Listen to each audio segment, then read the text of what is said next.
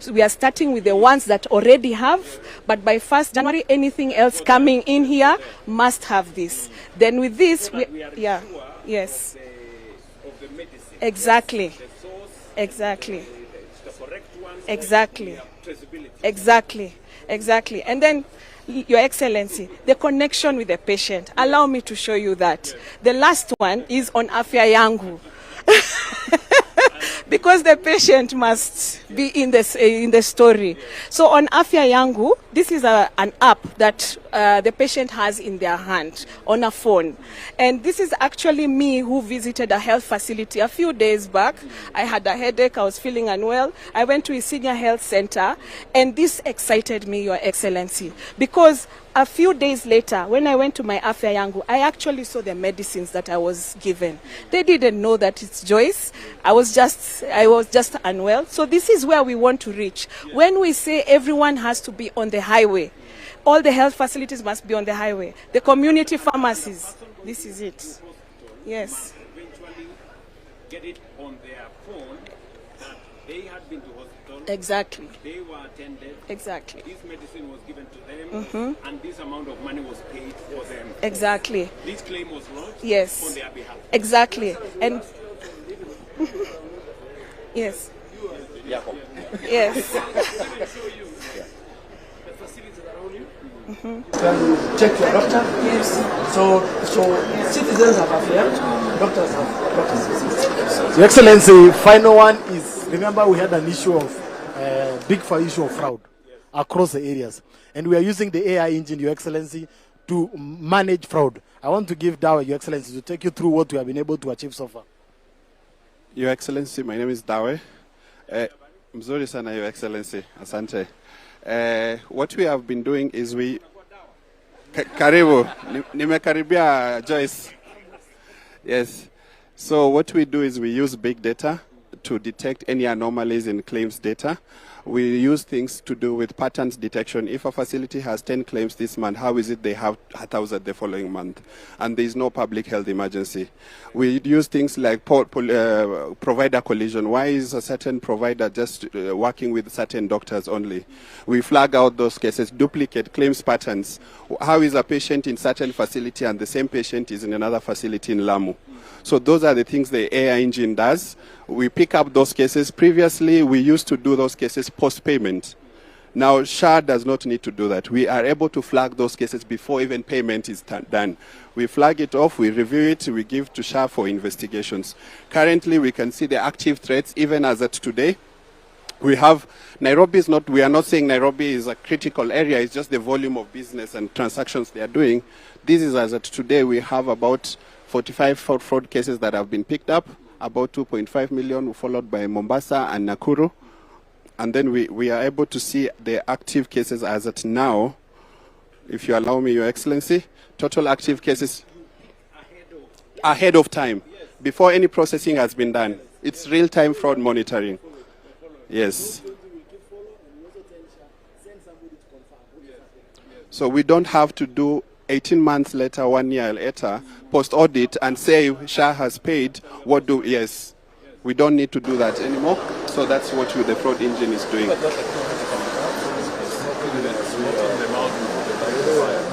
Yes, Your Excellency. The other thing, if you allow me, is we had previously patients waiting at facilities for over 48 hours for an approval. So we've built an AI technology that does our pre-auth. Any request that comes in less than 1 or 2 minutes. Instead of waiting for 48 hours, it's built on over 28 billion parameters of medical renal zoning data, contextualized for Kenyan clinical guidelines, where we are able to send any request that a procedure needs to be done. The AI is able to adjudicate, pull out all the clinical history for this patient, and actually give an approval or actually give decline. So here is a case we have. We uploaded a case for a patient. The AI is able to give a verdict. In this example, the AI has given a verdict for manual review. So saying that the necessity for this requirement does not meet that surgery. So that SHA needs to get value for its money. So this is the pre-auth AI we have done.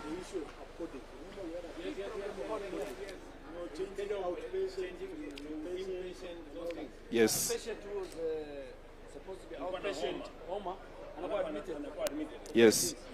Yes, this engine now, the pre-auth AI that's powered by DHA, should be able to detect and pick out these cases and say this does not warrant any admission, Your Excellency.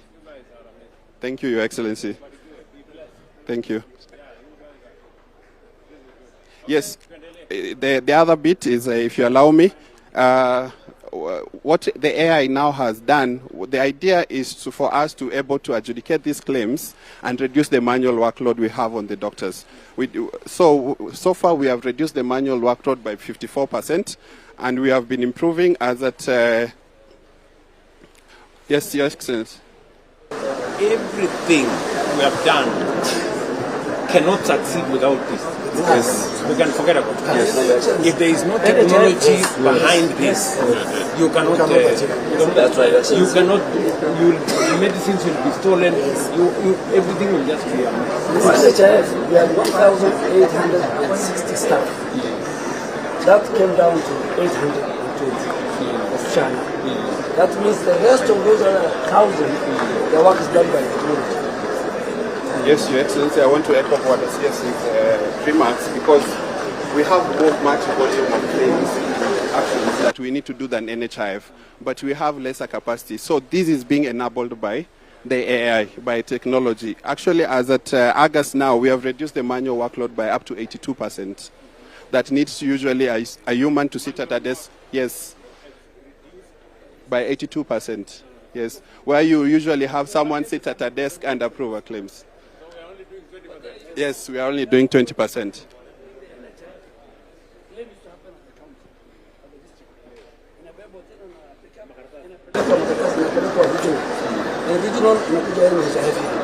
So all that was manual now. And that is why people they had dedicated staff working for them. Yes. You know, a facility pays somebody to just approve their things. Yes. Now we remove that familiarity from the process. We let the system do what it needs to do.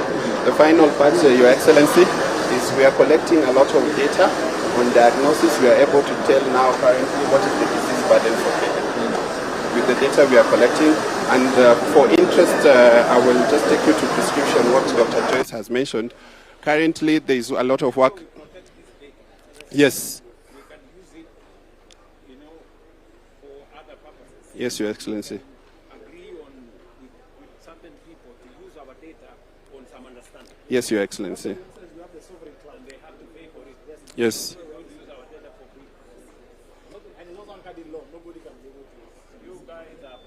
Thank you, Your Excellency. Thank you, Your Excellency.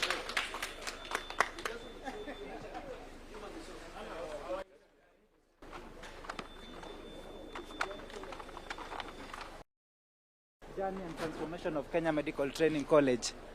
Your Excellency, Kenya Medical from 72 campuses to 92 campuses and 6 satellite campuses in the last 4 years. Your Excellency, we are in 45 of our 47 counties in the Republic of Kenya. Your Excellency, we've increased the number of curricula in KMTC by 28.6%, from 98 curricula to 126 curricula, to address the emerging issues in the health sector.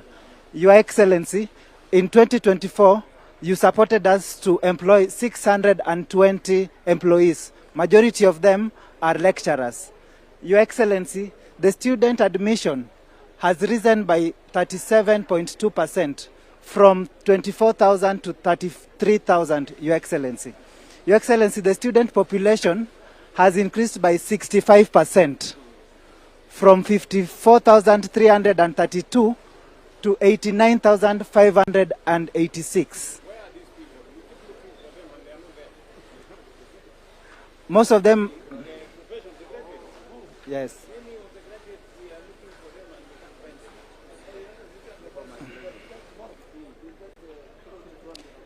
Your Excellency, our graduates have increased from 15,915 to 22,776 last year. Your Excellency, this year we are going to graduate 25,000. And we want to invite you, Your Excellency, for that graduation. Yes, sir. Thank you, sir. Your Excellency, you have supported us to have 29,641 students access HELB loan. Your Excellency, we now have 57 of our campuses undergoing construction for student accommodation. Your Excellency, labor mobility has also been a focus that your government is focusing on. And Your Excellency, we have increased mobility of human resources by 185% by moving from 1,000 to 3,095, and we want to move even further by collaborating with foreign governments like Germany. Your Excellency, to support SHA and transformation in healthcare, we have focused on courses that allow us to be more efficient, like health records and health insurance cadres. So, you have how many campuses? 92 campuses and 6 satellite campuses. And out of the 92, 57 are benefiting from our affordable housing program. Yes, sir. Yes. Yes, sir. So we are building hostels We are building hostels. using the housing levy. Yes, sir. What do you tell those who are telling us they want to abolish housing levy? Sir,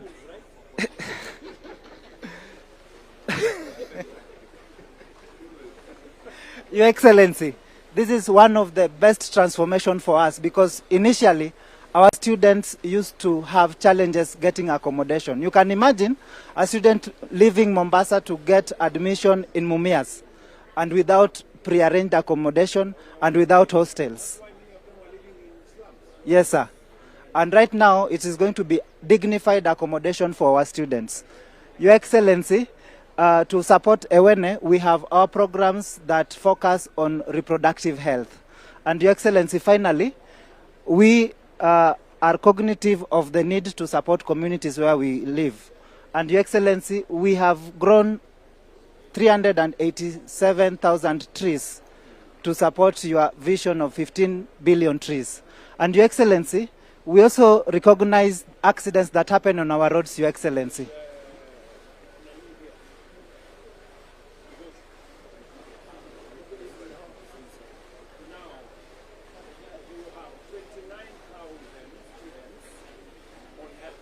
These ones have been supported by the program up to now.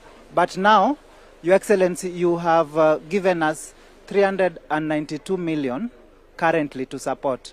What we need is 1.2 billion, but this is able to support us, sir. Yes, sir. Under the new, when Parliament passes tertiary education placement and practice act, Yes, sir. we're going to cover all the students. Yes, sir. Thank you so much. That has been the major question for our students. And finally, Your Excellency, we have trained 11,200 border borders on emergency response to support during accidents on our highways. We had also agreed that we provide you some funding to hire more staff. Yes, sir. It's in the budget, sir. We have 1.92 billion. 1 billion out of it is for recruitment. 392 million out of it is for HELB, and 580. Close to 1,200. Yes, sir. And most of it are going to be teaching staff. Teaching staff. Yes, sir.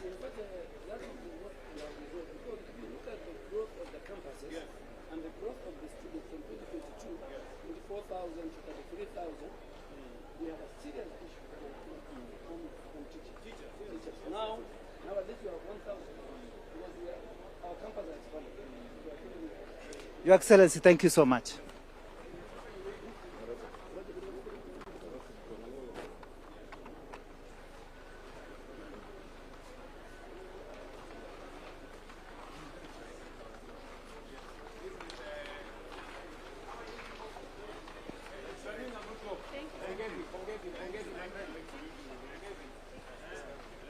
I've been following what you guys are doing. Thank you very much. How is tell me a few things. Thank you. Your Excellency, I'm Dr. Zainab, the CEO. I'm with my chair, Mr. James Wambo. James, Abari. Very good. We have our facility 650 bed capacity. As you know, we opened our doors in 2019 during COVID. When we transitioned from COVID, we started with cancer care as our premium service. And okay, and we have so far seen over 127 treated patients, and yes, that is from 2022, not from inception. Yes, I also want to focus on open heart surgeries. Your Excellency, we do at least one open heart surgery every week, and sometimes two. So we have done 259. We have the largest critical care capacity with 69 beds, which are almost always full. Yes, so we provide surgical services, maternal and child health. We've started, we have a fully fledged renal services, but we've started transplant also. Your Excellency, our accident and emergency is a very busy center, and this is where we operationalize ECCIF for Kenyans who come in for emergencies.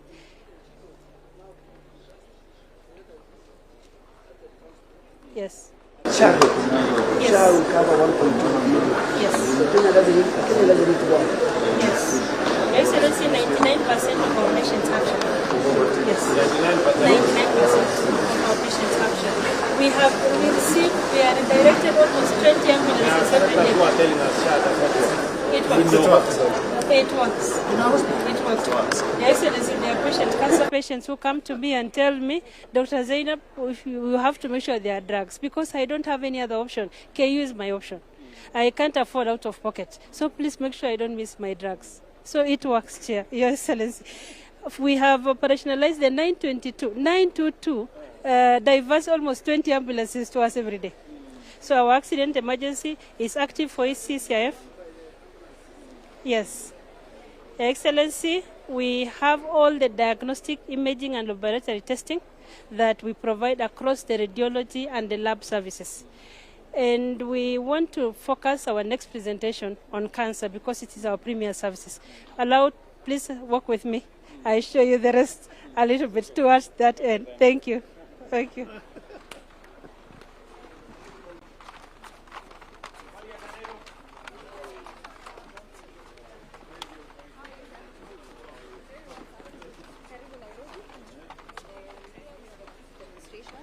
Of how we've integrated our services. Hi, how are you?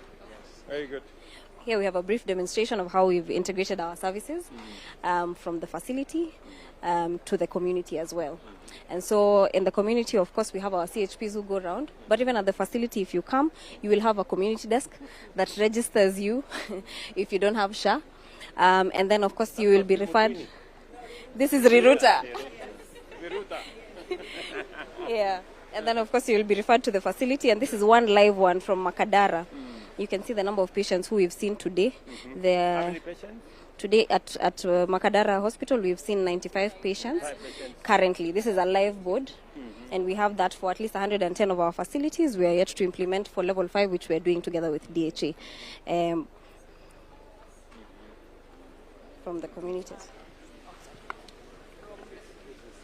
Yeah, and then we've also increased the number of patients that we have because of other innovations that we do.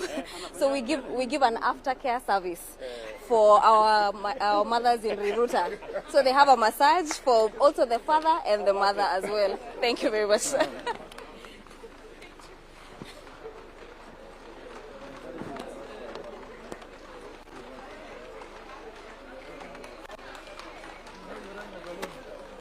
They get massage. Very good. Yeah. Just wanted to demonstrate to you how things have improved in terms of critical care, so that the patients have quality and safe medicine. This is available with our surveillance team. It's in the vehicles and they go around. They go to a chemist, immediately they check and it gives it within 2 minutes, the results are available. So we make a decision whether to withdraw the product from the market or not. Yes. Yes, sir. Okay, very good. Yes, sir. Yes, sir. The other good thing they've done is that on ML3, the last team are coming next week, September. Yes. So by October, Kenya is going to attain ML3. Yes, they have done very good reforms. They have also completely rejected this par importation, which was bringing a lot of counterfeits. So they're not giving license anymore. Very good. Yes. Then your effort as the chairman of the African Union for manufacturing, a new state of factories are setting. They're in different stages, and I believe after that our import will come down by 30%. Yes, sir. Very good.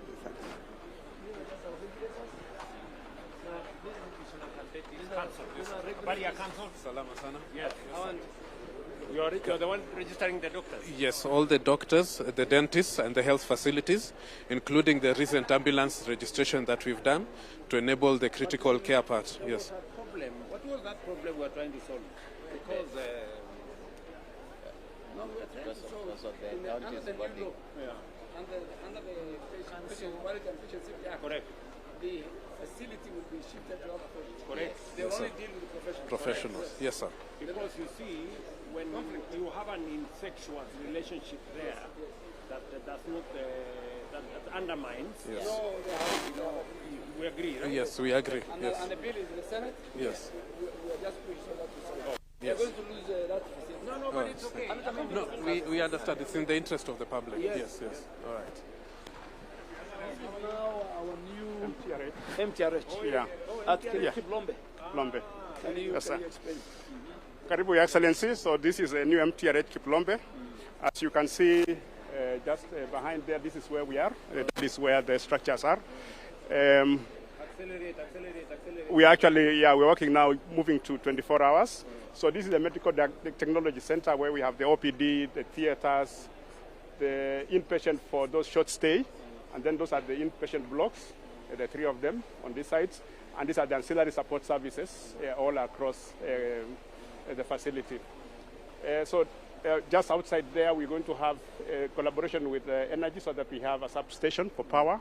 And then we're going to have just on the side here, a farewell home and also a chapel for those patients who are going, living, visiting. I'm very unhappy at the base. Yeah, we will.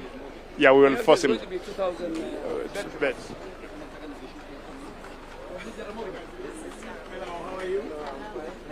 My name is Dr. Joshua Kicc.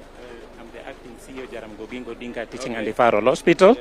And we want to thank you so much, Your Excellency, for elevating Jaramogi Odinga Teaching and Referral Hospital on behalf of the Western region. So we are doing something unique in the Western region as far as sickle cell disease is concerned. And we have the apheresis machine here. We are the only public hospital that is doing it in Kenya. And we are the first one to do it because of the sickle cell burden that we have in the region. So, sickle cell disease. So allow me welcome Dr. Brenda to show you how this. Okay, thank you.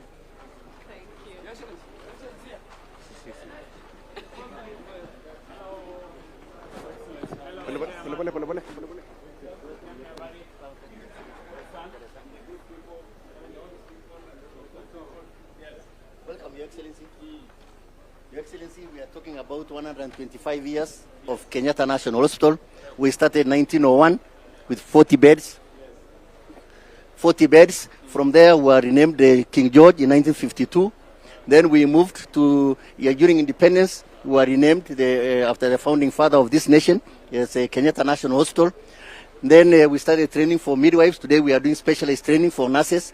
We also moved the university up to where we are. We want to appreciate you for the signing of the legal notice for the first time for Kenyatta National Hospital since 1987. And then we have moved. We came here. We had His Excellency, the Majesty El Selassie, coming here in 1964 at Kenyatta National Hospital. So now Kenyatta is established under what? It's established under legal notice, yes, Your Excellency. Yes. Yes, we have your instructions to make it a bill, Your Excellency and the Deputy President. Now, these are the nurses of 19...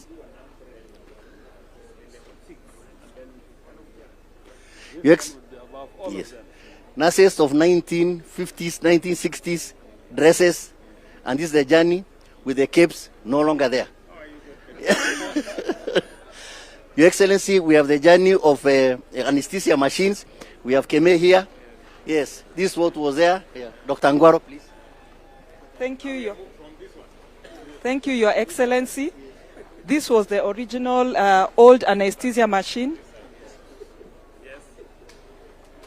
The EMO machine. Then we moved to the universal anesthesia machine in the 1950s. And then in the 2000, the modern, sophisticated, with a ventilator and patient monitor that enables us to do the specialized surgery like 60 to 75 per day in Kenyatta National Hospital. Thank you, Your Excellency. On the National Equipment Service, how many, I'm told some of your theaters have been equipped. Yes, Your Excellency, we have now 32 theaters fully equipped at Kenyatta National Hospital. It has never happened before. 32? Yes, 32, Your Excellency. Yes. Okay, very good. Then you have all Good morning, Your Excellency. Good morning. How are you? Fine. Welcome. We are representing newborn unit in Kenyatta National Hospital. Yes. It's a highly specialized unit where we have specialized neonatal nurses to take care of our babies and even neonatologists. So this is a baby that was born preterm. We actually received this baby from... was born preterm. He keeps telling us. We actually received this baby as a referral from Kiambu County, and you know that KNH is the national referral hospital. Yes. So we received this preterm baby at 34 weeks. This baby was born 3 weeks before the time, because ideally they're supposed to come at 37 weeks. So what we do in newborn unit at KNH, we ensure that the baby is kept warm. So you see we have a very specialized resuscitator that is able to take care of this baby. We are giving warm. We are also having a CPAP machine. This is called a CPAP machine that is able to help this baby to breathe because the lungs are immature.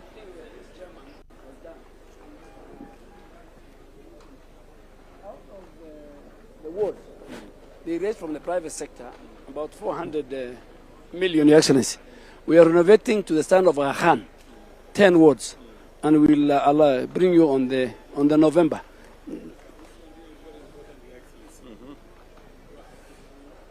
So good morning.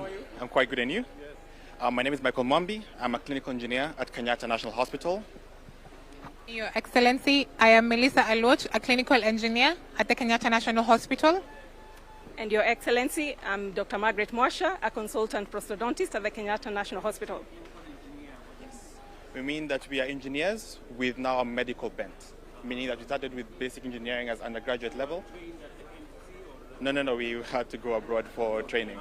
Yes. Your Excellency, we are advancing surgical care and prosthodontic rehabilitation, leveraging AI, digital health, and advanced medical technologies such as this 3D printer that you can see here to offer world-class medical services to our patients, not only transforming their lives, but giving them a hope where there was none. So, Kenyatta National Hospital is the first and only hospital in sub-Saharan Africa to have an embedded 3D printing point of care system, where when we work, we combine the engineering principles with clinical workflows to improve and optimize patient outcomes and patient care. Yes, thank you. Yes. Thank you.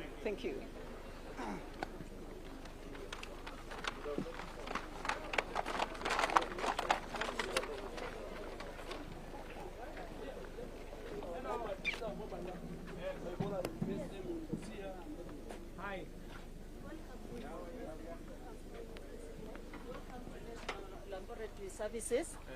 Welcome to National Laboratory Services. This is one of our mobile labs. We have 4.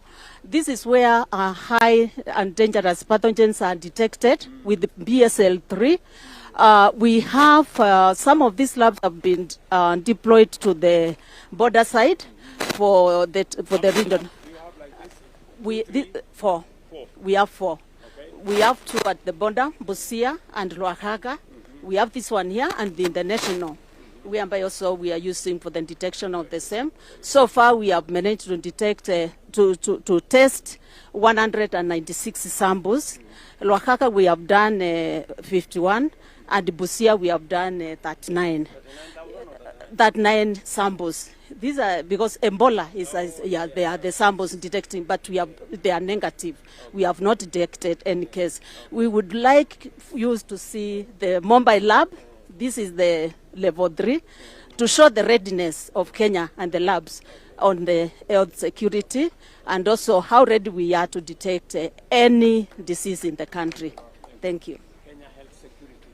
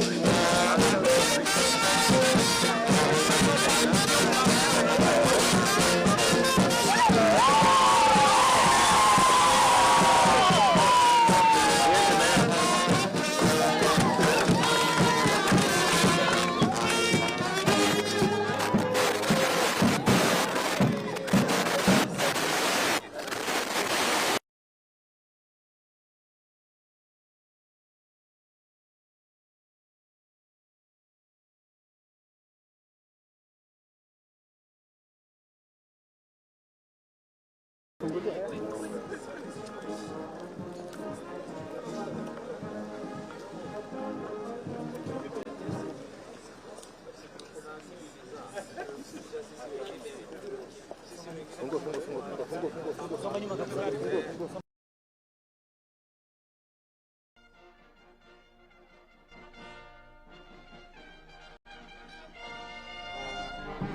Excellency the President.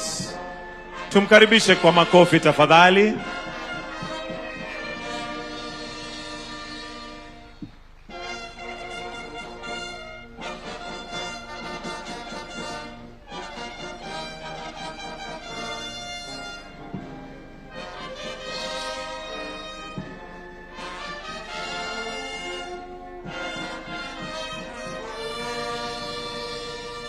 While we remain standing, we'll start with the two anthems, starting with the Kenyan national anthem, followed by the East African anthem. The anthems.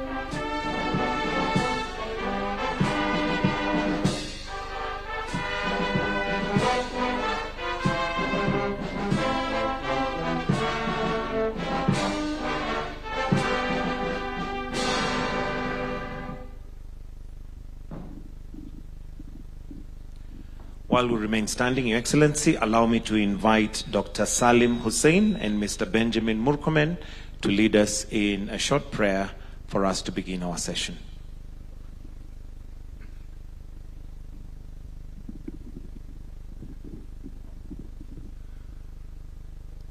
Tuombe. Bismillahir Rahmanir Rahim. Alhamdulillahi Rabbil Alamin.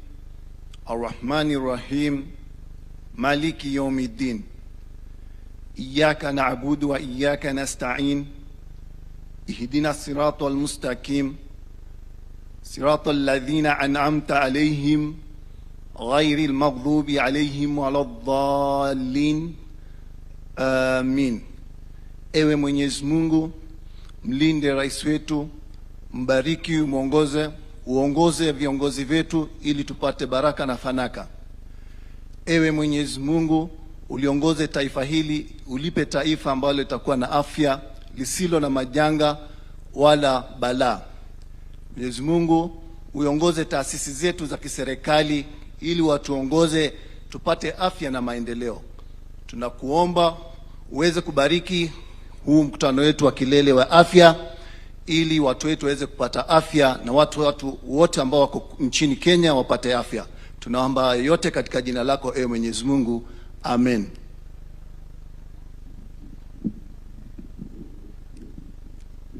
Let's continue praying.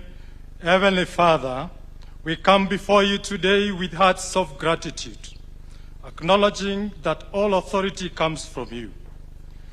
We thank you for the gift of life, for bringing us together for the Kenya Health Summit. We lift up our President, Dr. William Samoei Ruto, all the leaders of our country and the citizens. Grant our leaders wisdom, protection, strength and understanding as they guide us and our nation towards universal health coverage. Oh Lord, guide us, guide our discussions and decisions with wisdom, unity and compassion. May this health summit be a turning point towards stronger health systems, greater preparedness, quality, accessible, and equitable health care for all Kenyans.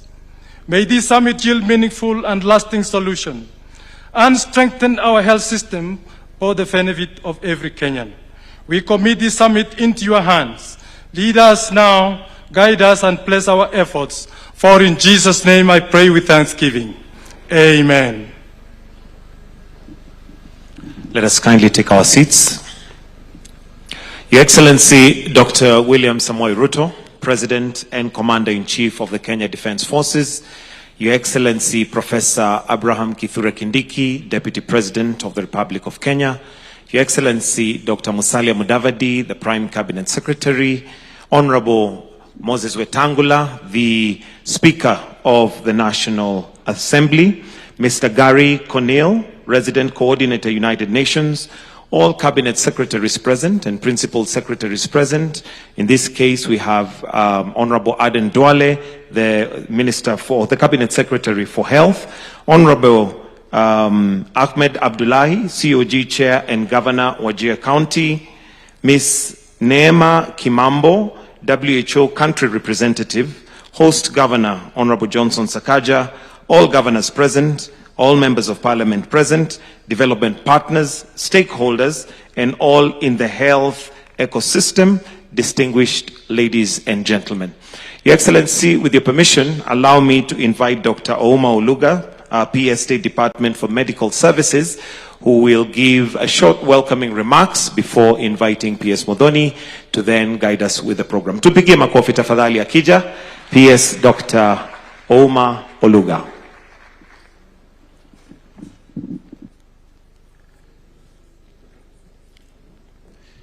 Your Excellency, the President of the Republic of Kenya, Dr. William Samoei Ruto, Your Excellency, the Deputy President, Professor Kithure Kindiki, Your Excellency, the Prime Cabinet Secretary, Honorable Musalia Mudavadi, Honorable Cabinet Secretary led by Cabinet Secretary for Health and all Cabinet Secretaries, allow me to ride on the protocols established by the State Function Secretary.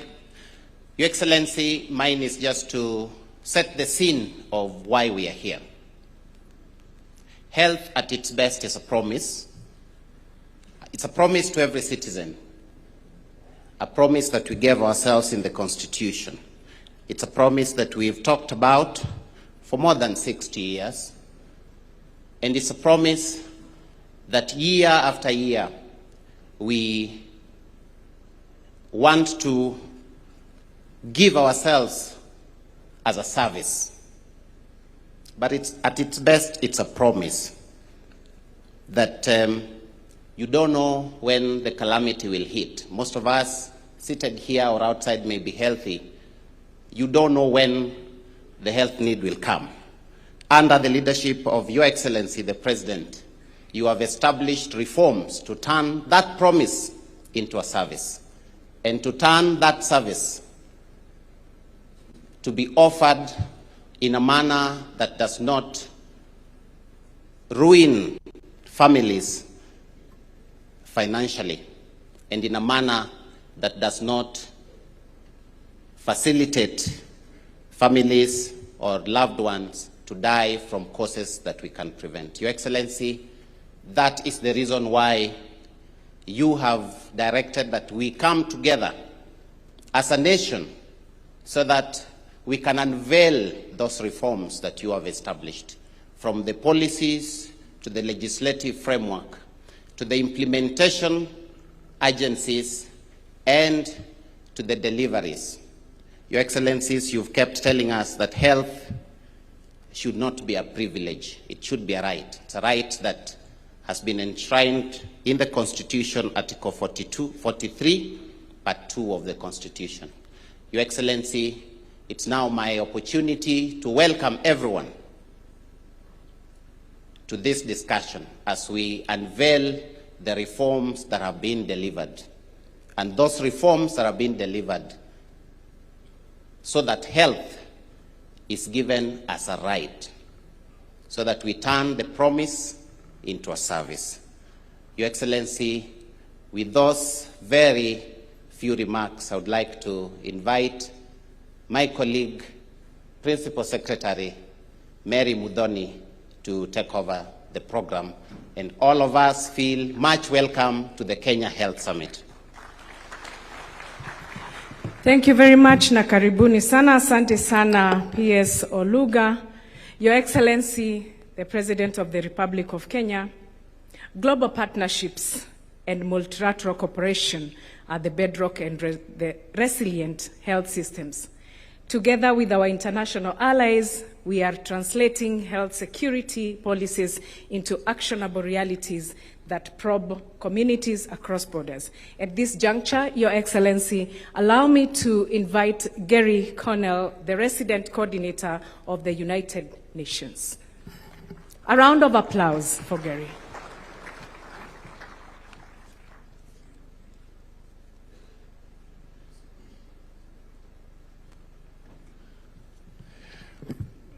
Your Excellency, Dr.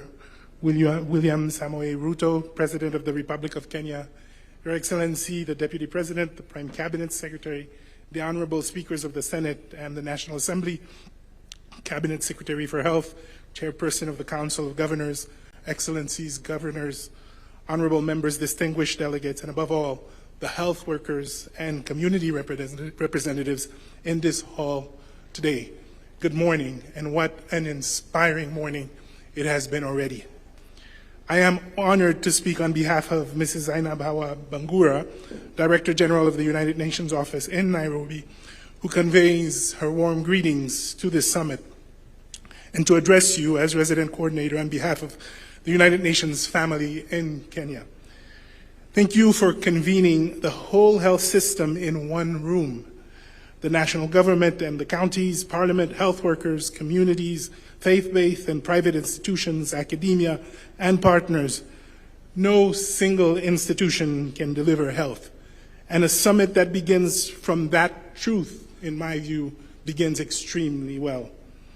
The theme you have chosen, reforms delivered, health as a right, sets a demanding standard, and I believe the right one. It builds on the premise that a right is not measured in the law that proclaims it. It is measured in the life of the person who actually claims it. It also establishes that a reform is delivered when a mother in any county reaches safe and respectful care in time, when a community health promoter can complete a referral, when a clinician finds the medicine that was prescribed, and when a family seeks treatment without fear that illness will push them into poverty. As we have already seen this morning, Kenya has built a serious foundation on that standards. New legislation on social health insurance, primary health care, digital health and facility improvement financing, the Social Health Authority, primary care networks, and a strengthened community health workforce, and sustained attention to health workers, health products, local manufacturing, and public health security. This is important reform architecture and a clear national direction, progress on which Kenya can and will continue to build. Now, this chapter is opening new and expanded implementation, carrying these reforms with equity and quality into all 47 counties and every community. That will ask, in my view, four things to move together. Financing that reaches the point of care and protects households, a workforce that is supported and fairly distributed, reliable essential medicines and technologies, and data that tells leaders who is being left behind. And this morning, again, we saw incredible, innovative work around that. It will ask both levels of government to move as one system, and it will ask all of us to protect essential services as external financing change. The community health promoter kits to be launched this morning carry that ambition in the doorstep of the household where a right begins to be felt. For our part, the United Nations stands ready to align its collective offer behind Kenya's institutions, not to substitute for them, but to strengthen their ability to deliver for every Kenyan. Evidence and standards, technical expertise, support to national and county systems, to primary health care and health security, and to financing analyses through this transition. One United Nations system team behind a national agenda. We warmly welcome the summit communique and the joint UHC acceleration plan to be adopted here. Our shared hope is that they emerge focused, sequenced, and time-bound, clear about responsibilities at both levels of government, supported by partners, and open to the public accountability that turns commitment into trust. Now, I have spent my working life in health as a physician and a public servant, and it has taught me a lesson that has been long understood here in Kenya. Systems do not deliver simply because they are well designed. They deliver because people, and that's what we're seeing, leaders, health workers, communities, keep faith in one another. Kenya has those people in this hall and in every county. A right written is a promise. A right delivered is a country keeping its word. Mkutano huu na usiahidi Kenya kutimiza ahadi yake kwa kila Mkenya.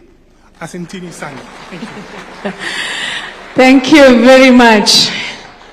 Your Excellency, the battle of universal health coverage is won at the grassroots. And strong intergovernmental coordination ensures that our nation health strategies translate into tangible and life-saving primary health care services. At this juncture, Excellency Governor Sakaja, utukaribishe, and then you invite the chair of the council.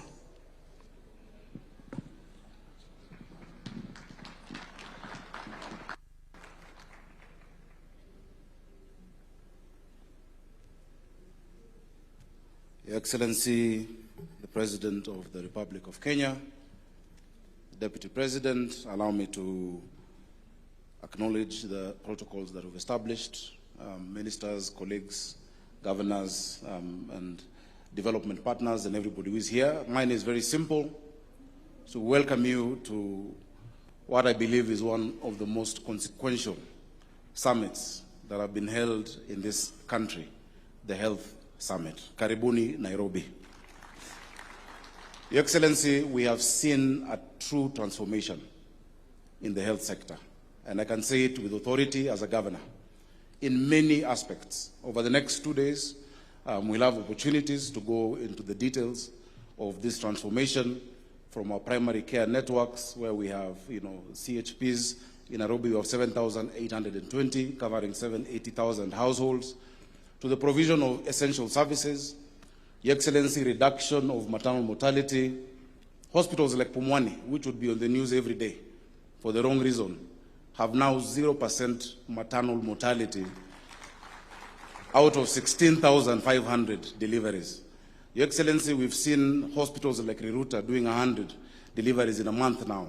New maternity services in Kayole 2, in Mathare North, across the city. The story of the health transformation is something to talk about. We have facilities that would get 100,000 shillings in 2 years. In a year, getting 4 million shillings a month, allowing them to invest in healthcare and to invest in serving our people. Your Excellency, allow me to conclude by saying, because we'll get into all these details, today it was really just to welcome us all. Our Constitution has been hailed as being one of the most progressive on the continent. It has mainly been hailed as being progressive because of the kind of rights. The first generation rights, Your Excellency, are civil liberties, where government is asked to step back to allow people to have the right to do a number of things. But the second generation rights are what we call positive obligations. Positive obligations require government to actually do something. When people talk about constitutionalism in this country, constitutionalism is not just about maandamano or making noise. Constitutionalism is about fulfilling the Constitution. The right to health would not fulfill itself. It has to be designed. It has to be planned. It has to be thought out. There has to be legislation. The right to housing will not deliver itself. It has to be planned for. And Your Excellency, I can say, and I dare say, if there has been a leader who has fulfilled the Constitution of the Republic of Kenya, it is William Samoei Ruto, by these actions that you've taken. So people should not romanticize and preach on pulpits about Katiba. This is what Katiba is. Giving that right to every Kenyan, that health is no longer a privilege for the few. It is not a privilege for those who have money. That just because one person gets unwell, families have to sell their livestock, to sell their investments. What you're doing, Your Excellency, I believe this will be one of your most enduring legacies, the transformation of healthcare in our country. And I think our President deserves applause for what he's been able to do. Your Excellency, we are proud in Nairobi, in SHA. Mheshimiwa Moses Kuria was giving me an analogy because of the numbers we have. The most tech-savvy country in the world is Estonia, where we go to benchmark. The people registered in Nairobi and SHA are 2 times the population of the whole of Estonia. More than 3 million people registered and more than 1 million actively paying every month. And through the DHA dashboard, I can see who is self-employed, who is employed, and how they're doing. So we really thank you and want to really congratulate Mheshimiwa Duale. You have really led the way in healthcare. Your PSs, Oluga, who we are very proud of as Nairobi, and PS Mary Mudhoni. Allow me to also salute the thousands of community health promoters across the country who are bringing healthcare to the people. Before, we used to tell the people to go to hospital. These days with the CHPs, the hospital is going to the people. And that has reduced greatly the cost of health service delivery in this country. I'm sure that investment can be quantified by our minister and by the team here. Your Excellency, allow me at this juncture to invite the chairman of the Council of Governors to also come make his remarks and introduce the governors, the many governors who are here. Your Excellency, we have members of parliament, we have senators I can see, we have members of the National Assembly. I hope at some point they'll also get full recognition and introduction by the minister as he comes. Tupigie chairman wetu makofi tafadhali.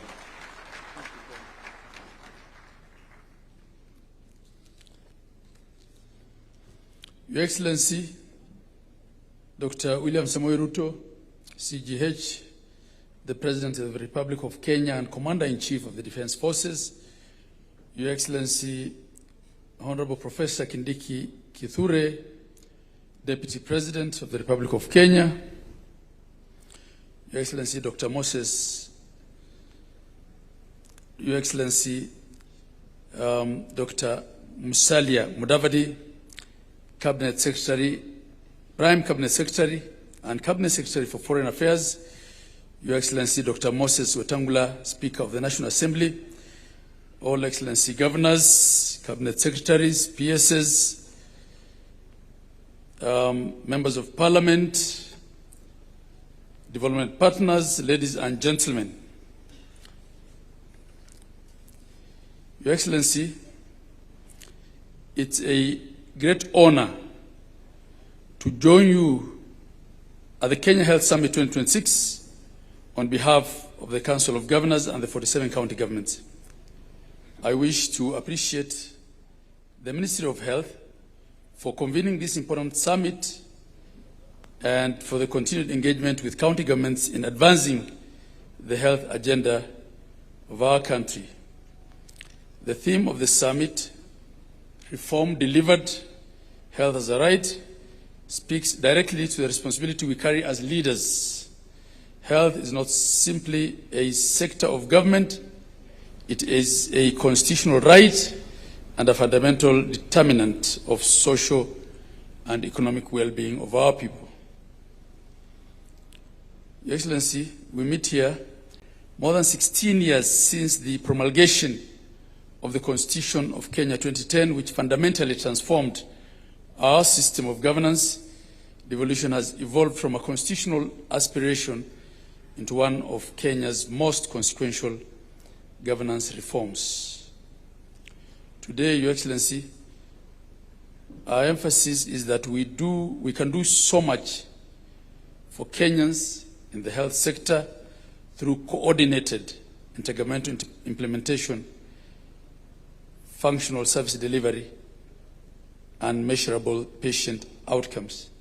And I want to confirm on behalf of the COG that we have actually achieved so much in the space of healthcare. We have achieved tremendous results over the past 4 years through your leadership, Your Excellency, and through the bottom-up economic transformation agenda, better, which prioritized universal health coverage for all Kenyans. I wish to highlight, but just a few areas that demonstrate the progress we have made and equally the work that remains before us. In primary health care, over 107,800 community health promoters, CHPs, were deployed under a 50-50 shared financing model between the national and county governments. This has expanded health service availability at the primary level. Primary care networks, PCNs, have increased from 89 to 277. On health financing, Your Excellency, since the inception of the Social Health Authority, counties have cumulatively received 46 billion shillings, out of which 31.4 billion has been paid to hospitals through the Social Health Insurance Fund, SHIF, and 14.2 billion has been reimbursed to primary health care facilities. 98% of public facilities have been onboarded on the Social Health Authority share.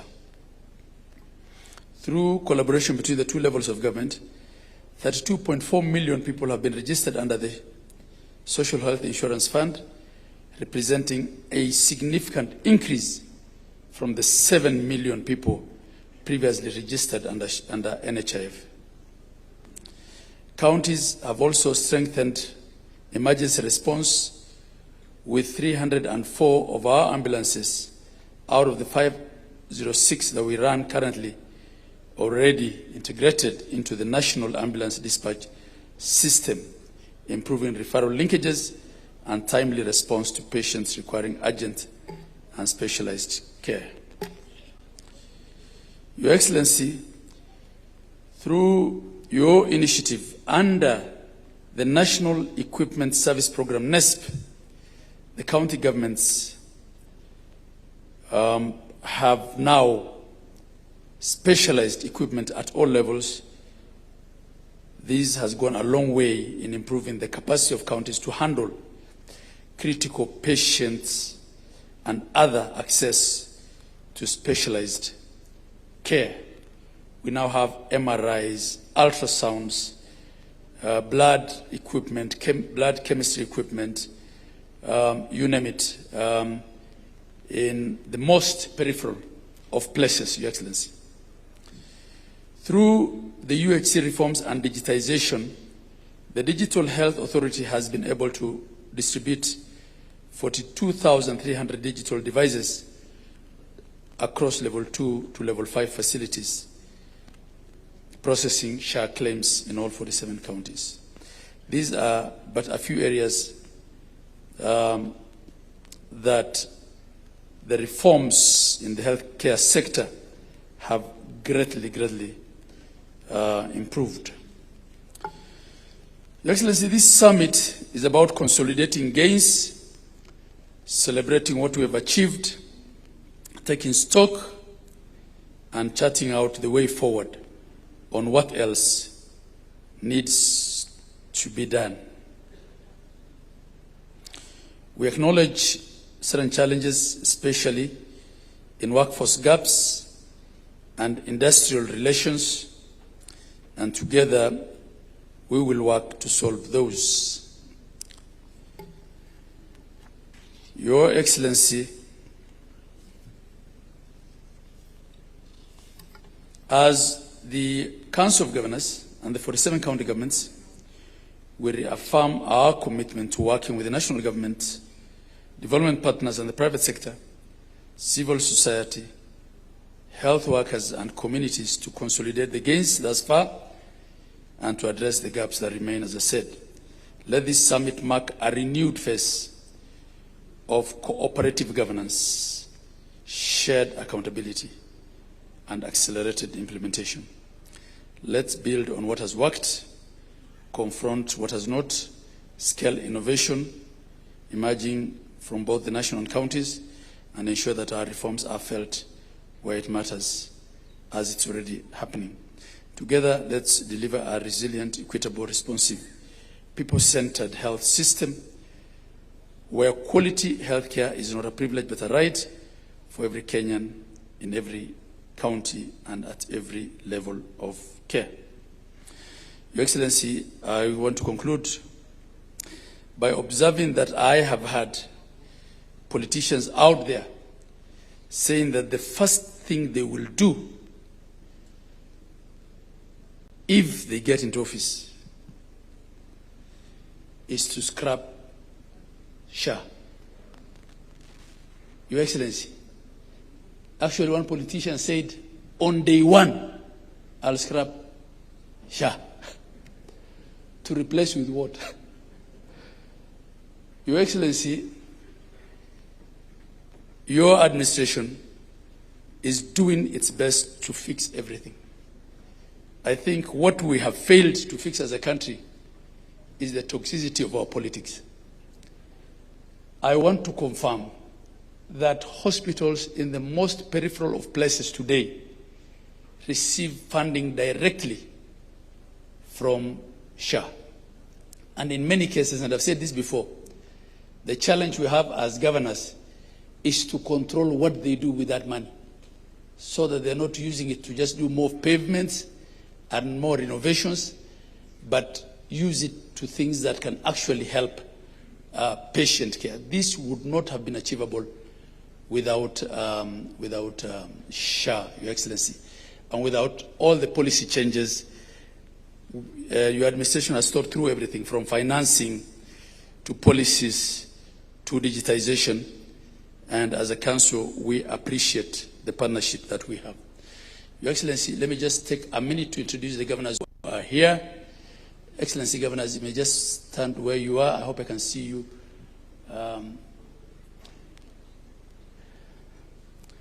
Thank you very much. From the very end there, we have Professor Barchok, Governor Bomet. We have Governor Gladys Wanga, Governor Homa Bay, Gideon Mungaro, Excellency, Governor of Kilifi, Fatuma Achani, Governor of Kwale, Governor, I call him Kipiego Arapsang, Governor of Nandi. We have Governor Simba Arati. We have our Chair of Health, Governor Abdul Samad Sharif Nasir. And we have Governor Wesley Rotich, Governor of Elgeyo Marakwet. And we have Governor of Nairobi, our host. Your Excellency, I want to end by saying that we look forward to very engaging deliberations for the next 2 days to discuss where we are, to consolidate gains, to appreciate ourselves that actually we have achieved a lot. And for those saying that they will scrap SHA, it's akin to telling us that they will destroy the roads that have been tarmacked once they get into office. I end it there. Thank you, Your Excellency. Thank you very much, Your Excellency. Before I call the next speaker, I would kindly request the PSs who are in the house to stand up and just wave to the crowd. We have PS Mohamed Dagar, Transport, PS Judith Pareno, Justice, PS Ismail Madei, Special Programs, PS Hariki Mutai, Mining, PS Beatrice Inyangala, Higher Education, PS Idris Dokota, Cabinet Affairs, PS Joel Oromonyang, Public Works, PS Ann Wangombe, Gender Affairs, PS Karen Agengo, Children's Services, PS Cyril Wagunda, Public Investment, PS Joseph Mutari, Social Protection, PS Aurelia Rono, Parliamentary Affairs, PS Abubakar, Investment, Susan Mangeni, MSME, and PS Jacobs Fikirini, Youth Affairs. Oh, and our SG, Solicitor General for the Government of Kenya. Your Excellency, transforming healthcare requires bold leadership and a steadfast commitment to delivering comprehensive reforms. I now would wish to, it's my distinct honor to invite my Cabinet Secretary, Honorable Aden Duale, the Cabinet Secretary for Health. A round of applause.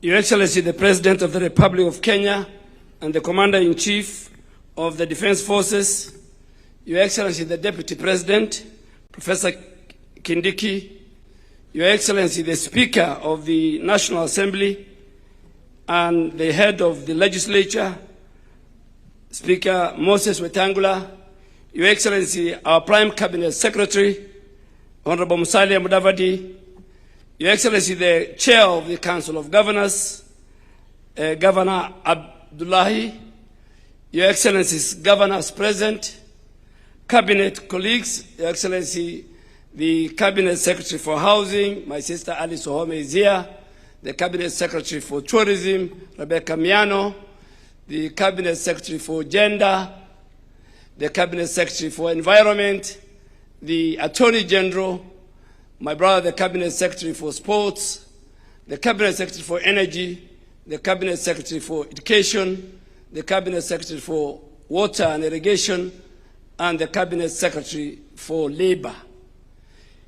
Your Excellency, allow me also to recognize the chairs of our Parliamentary Health Committee, the Senator Mandago, the chair of the Health Committee from the Senate, and the entire leadership, Dr. Nyikal, the chair of the National Assembly Health Committee.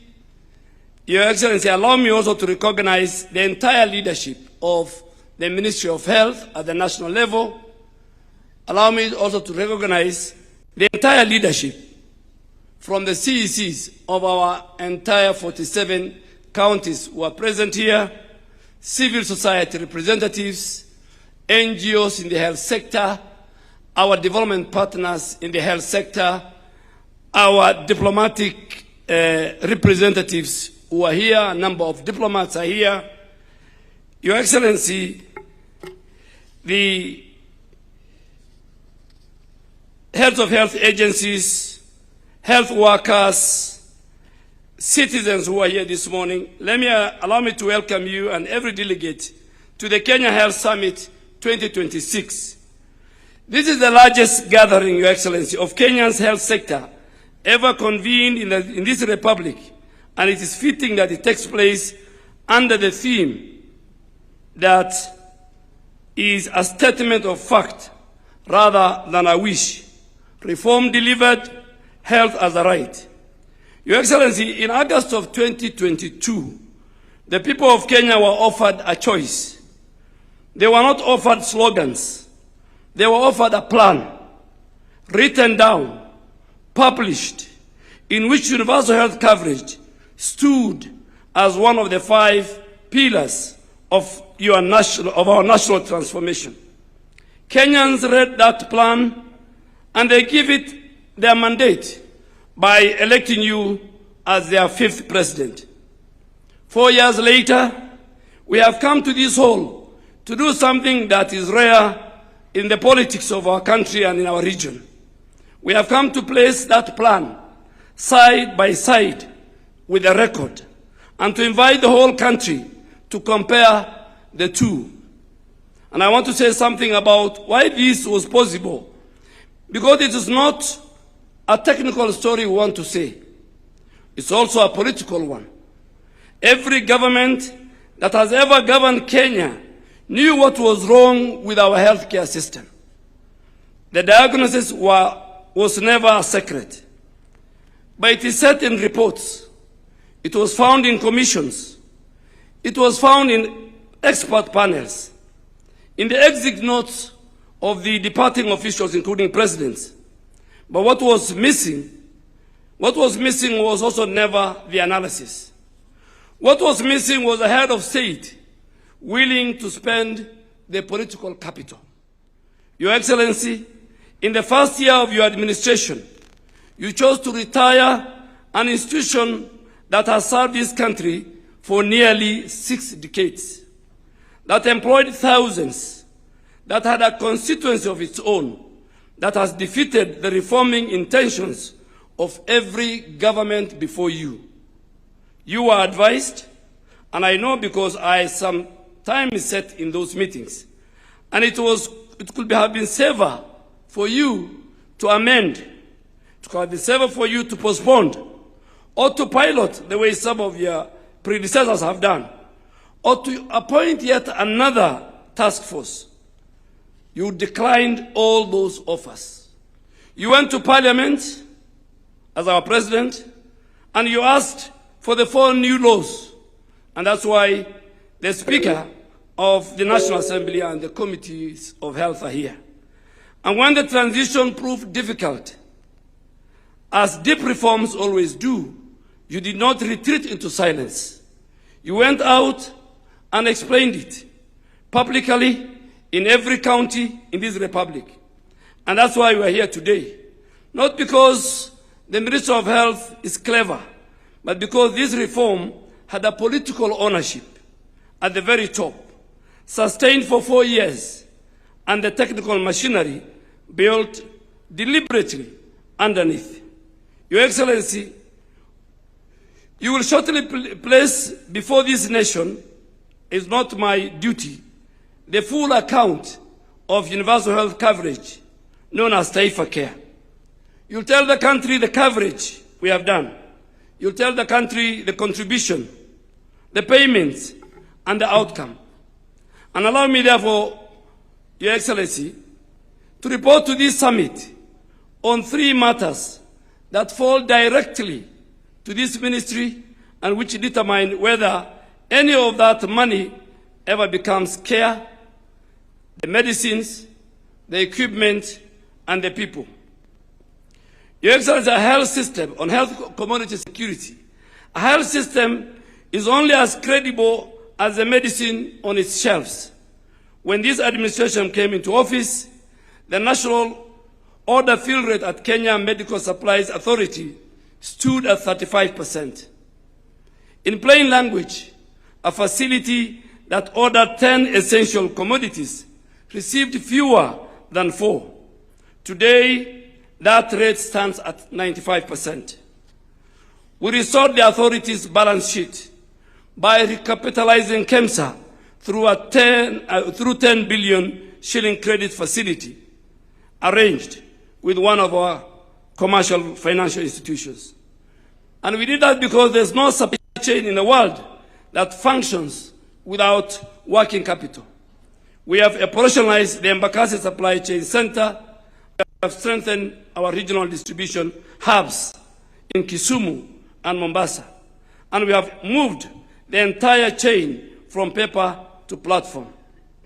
Your Excellency, today KEMSA supplies more than 11,400 health facilities, and 54% of everything it distributes goes to primary health care at level 2 and level 3, the dispensaries and the health centers, where most Kenyans seek care. What this means for an ordinary Kenyan, Your Excellency, is very simple. The mother who walks to a dispensary with a prescription in her hand now finds the medicine at the end of the queue, and not a referral to a chemist she cannot afford. On National Equipment Support Program, equipment, Your Excellency, because a clinician without a diagnostic is a clinician guessing. Under the National Equipment Support Program that you introduced as one of the key pillars of universal health coverage, as of 30th July 2026, we have installed medical equipment valued at 9.68 billion shillings in 251 health facilities across our 44 counties, showing 239 county facilities and 8 national facilities. Let me be very specific about what that means at the bedside.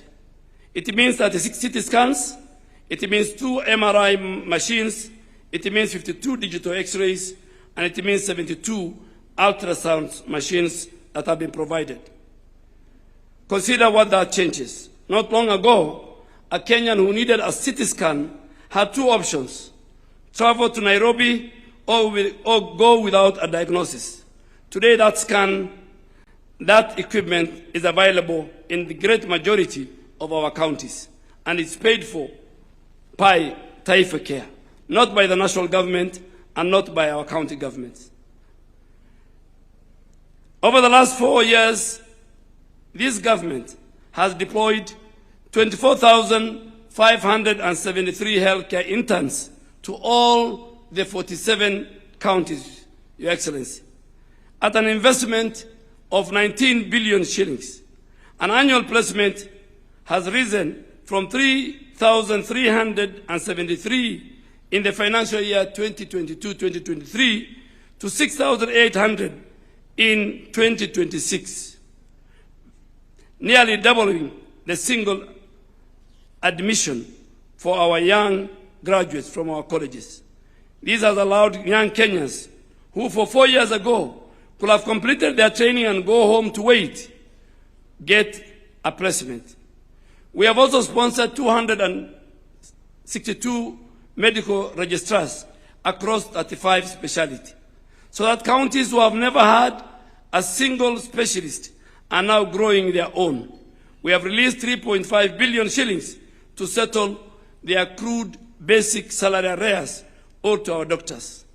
Under your direction, we are employing 5,000 additional nurses and midwives are being recruited.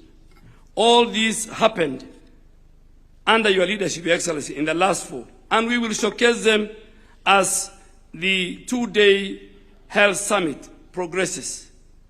Your Excellency, allow me now finally to acknowledge our partners in this work.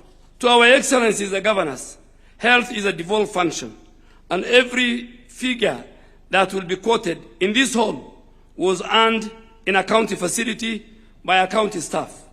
This reform has been a genuine partnership between the two levels of government, and I want to thank our governors for that. To our development partners who have stood with us, Kenya, through a very difficult period of global health financing, thank you for the confidence you have shown in our healthcare system. To our private and faith-based providers, our professional bodies, our unions, you are inside this system, not outside. And this reform is stronger for your involvement. And to the Kenyan healthcare workers who are here and those who are listening to us, who are the reason that a patient reaches them at any time. This government sees you. Tomorrow, this summit devotes an entire plenary to your future. Over the next 2 days, Your Excellency, we will do an examination of our healthcare financing, primary health care and community health, human resource for health, health products and technologies, health security, digitization of the healthcare system, and our specialized and referral services. Her Excellency, the First Lady, will do a session tomorrow on maternal and newborn health at the plenary. We'll have the Deputy President who will run another plenary tomorrow afternoon before we have a joint plenary where we want to listen to the people of Kenya, and His Excellency the President, as a listening leader, will be sitting in that forum. Your Excellency, just to conclude, tonight we have the Town Hall Health Summit, and we want to answer all the questions. We want to answer all the questions concerning the healthcare system in Kenya. We want to answer all the fake headlines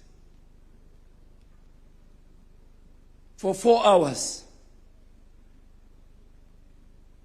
Because as I said, we had a plan, and now we are presenting the record so that the people of Kenya can compare what we promised, what we planned, and what we have delivered as of now. To Your Excellency, and more important, is in that healthcare at a health summit town hall tonight, we will have testimonials from the stakeholders, what our unions see in terms of healthcare workforce reform. Our patients, professional associations like Kenyan Medical Association, and many others. Our governors will be there. The entire leadership of the counties will be there. But Your Excellency, just to answer some of the basic questions that we have been asked, is that the architecture of universal health coverage, at the bottom is the primary health care, which is fully funded by your government. 27 billion in the last 2 financial years. 19 billion in this financial year. Why do we invest in primary health care? We invest in primary health care because 70% of the disease burden in our country is at the primary health care. And Your Excellency, with those many, many remarks, it's my honor and duty to invite the Speaker of the National Assembly to come and give us remarks on the role of the legislature in the delivery of healthcare system in our country.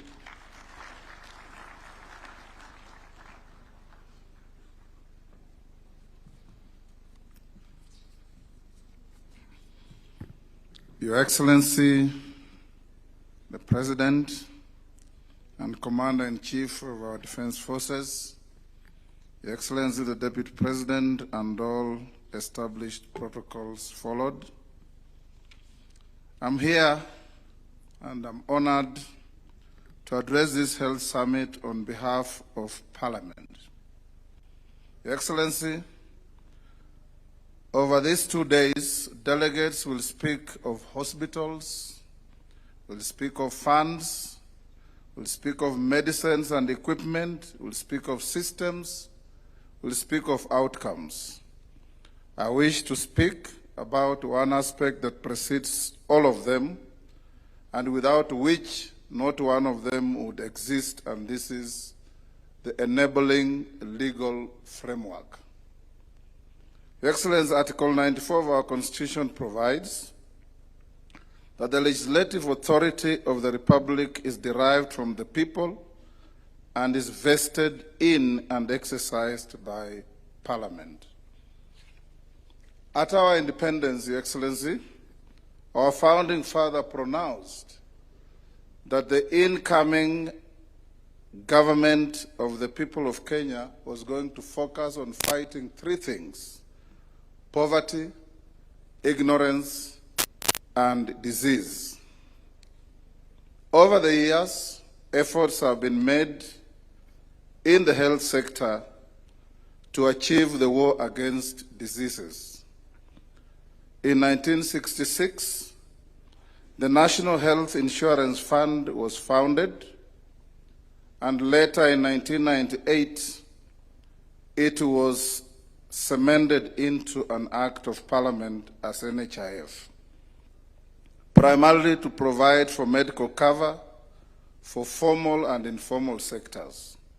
The fund was operated by the National Hospital Insurance Fund Board of Management, and it relied on tiered flat-rate monthly deductions as its contributions rather than proportional income scaling.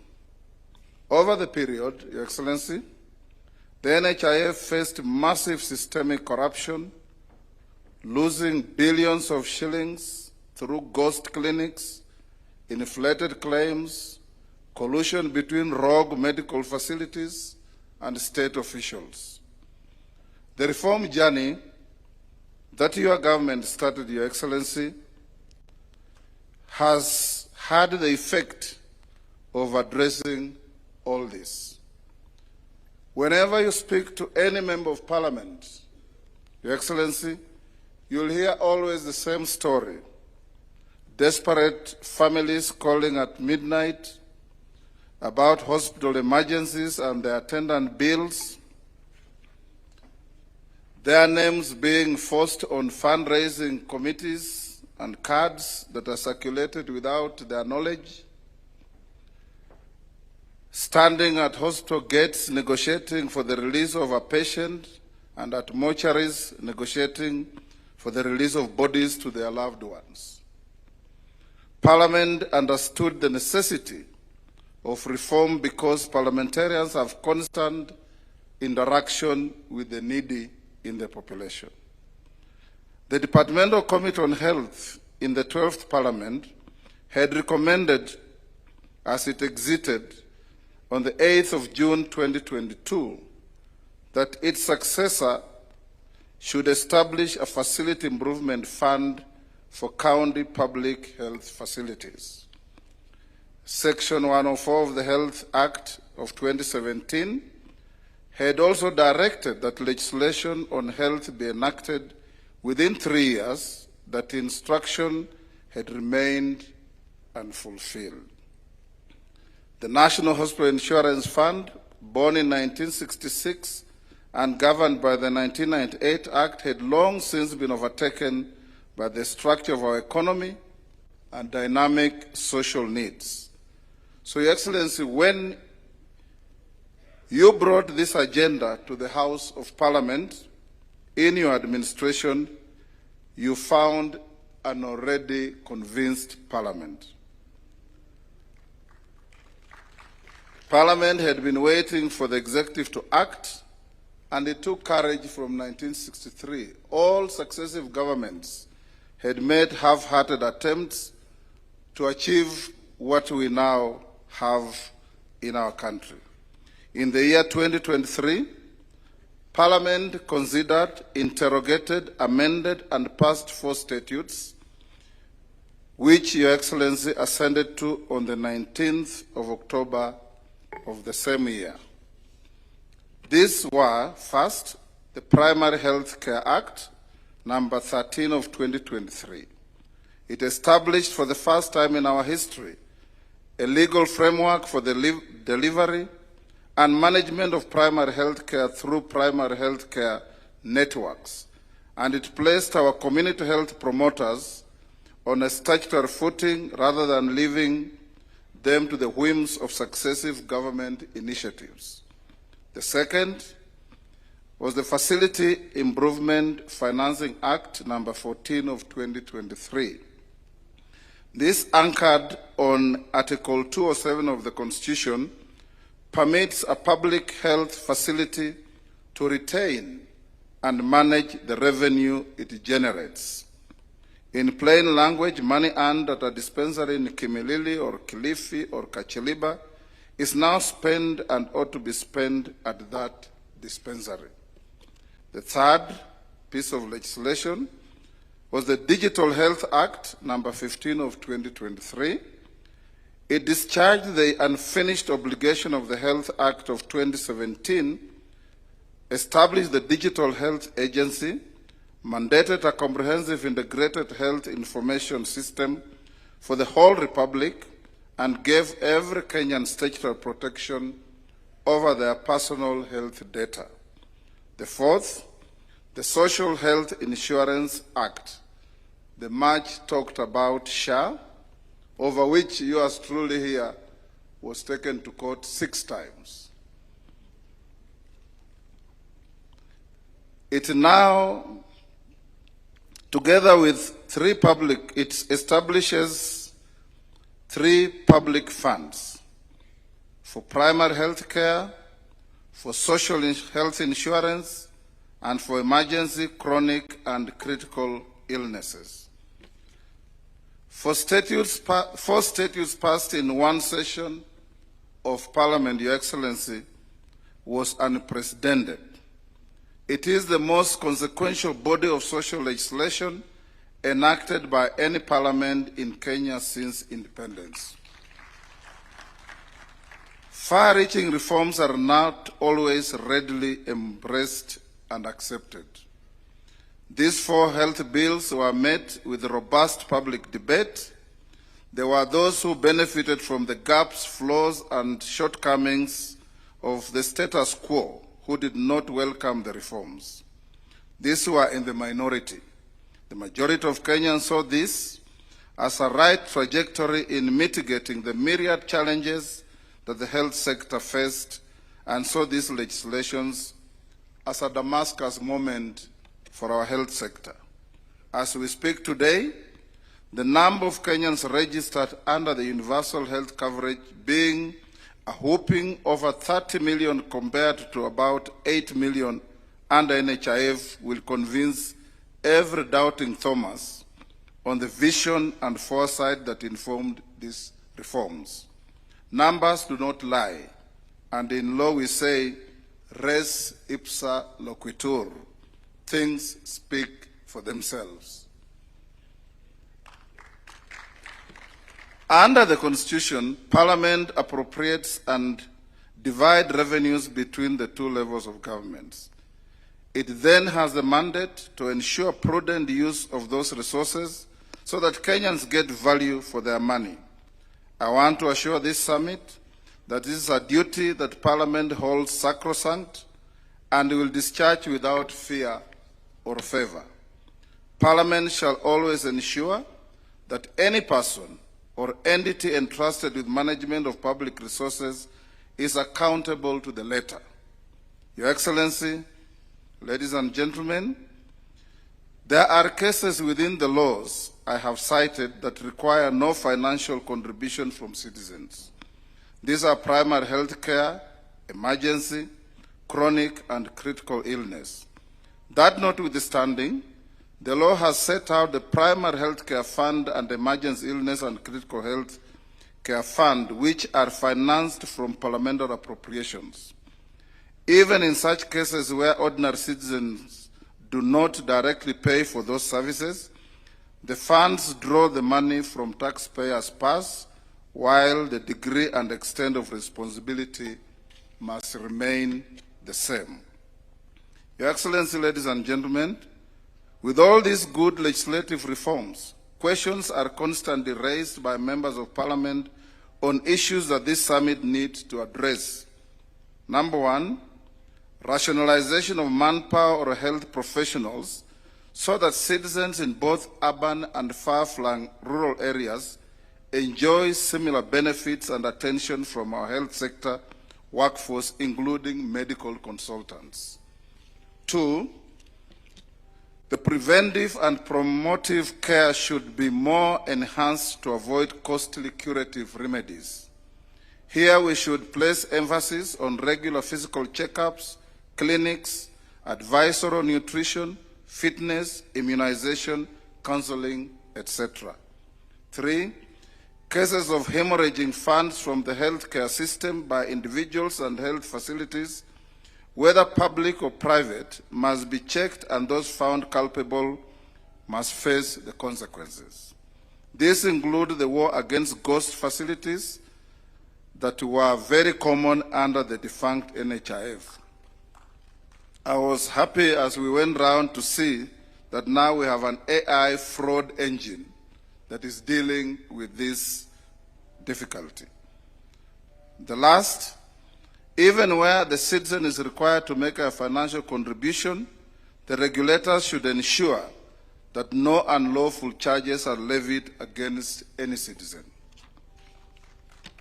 Your Excellency, distinguished delegates, ladies and gentlemen, as I conclude, I want to assure this summit that Parliament will discharge its responsibility to keep the health sector buoyant in our country. We will appropriate sufficient funds subject to the size of the envelope available and other national requirements.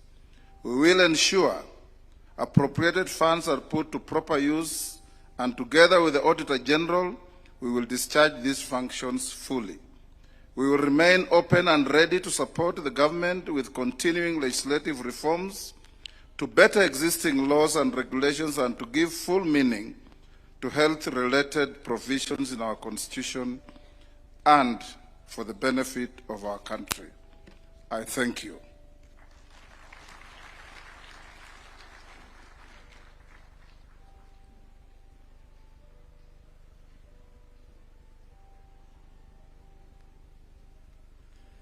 Your Excellency, distinguished delegates, now it's my honor and duty to invite the Prime Cabinet Secretary to take the program from here.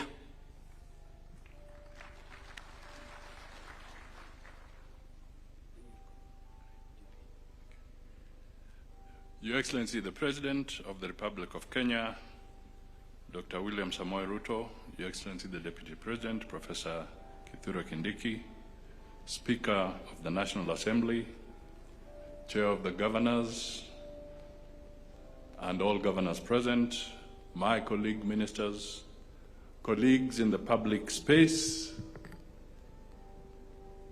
members of the private sector, medical practitioners, distinguished ladies and gentlemen. Your Excellency, mine will be very brief. This summit is extremely significant. It is a summit that has brought us here so that we can acknowledge a very important thing. That is that the transformation, the delivery in our health system today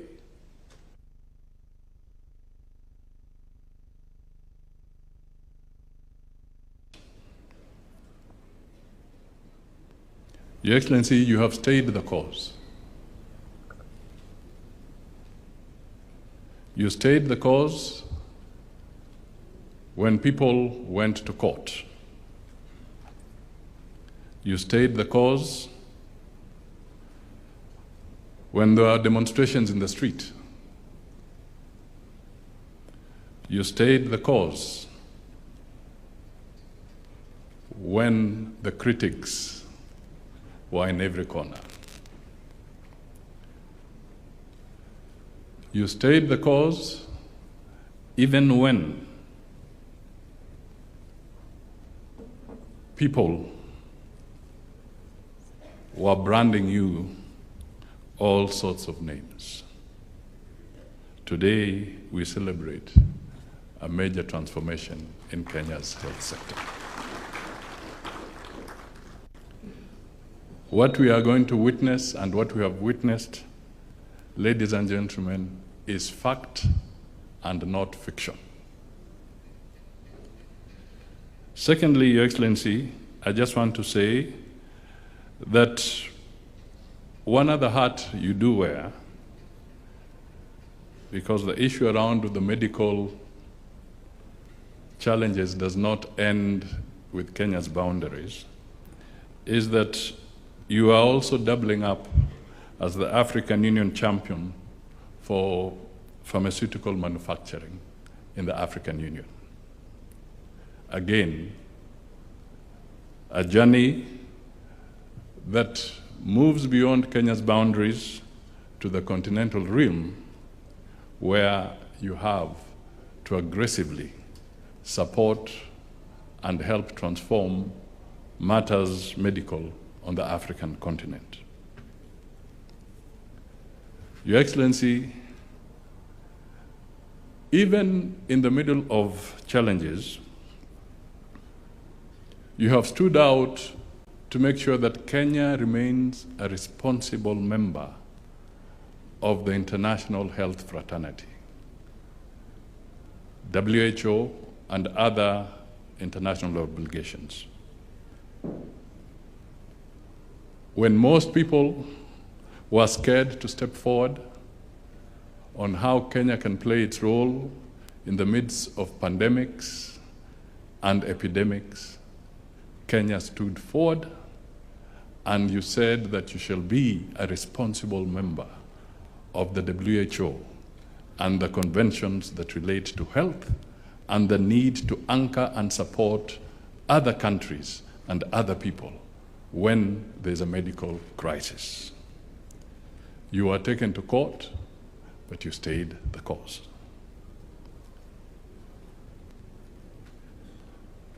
Your Excellency, Kenya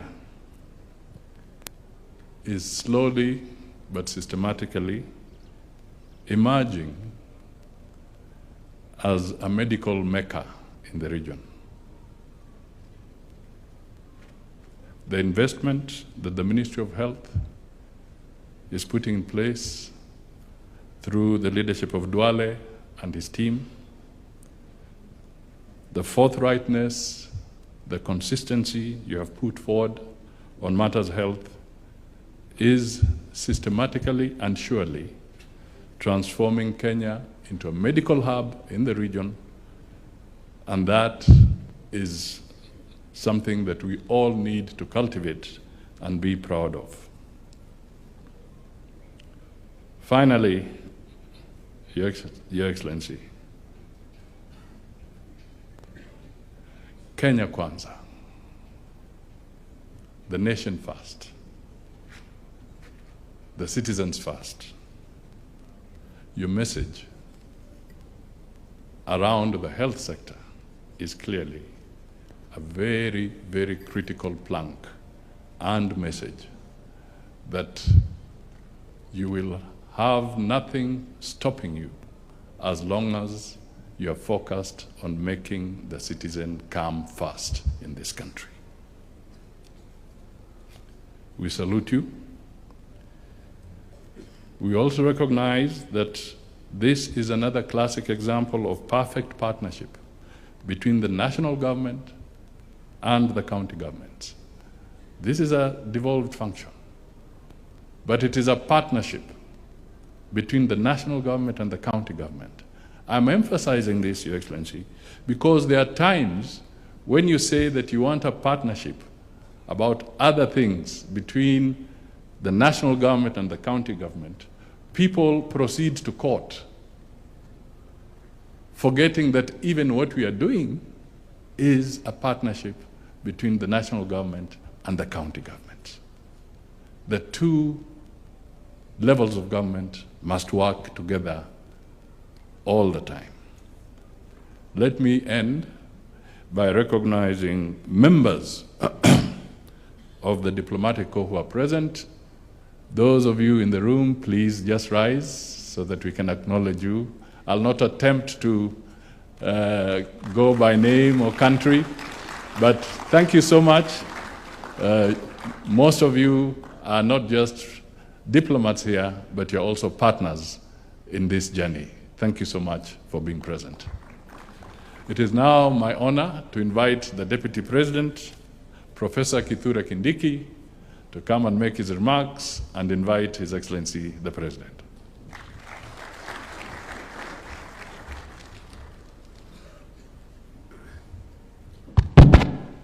Kenya hoye! Kenya hoye! Mr. President, Your Excellency, colleagues, today is an important day for our country. We have struggled since our country was established to create a good country. We have struggled to modernize our country and improve the quality of life of our citizens. 16 years ago, we adopted a new constitutional order. The summary of that constitution envisages a Kenya which is democratic, but also a Kenya where the citizen is empowered economically.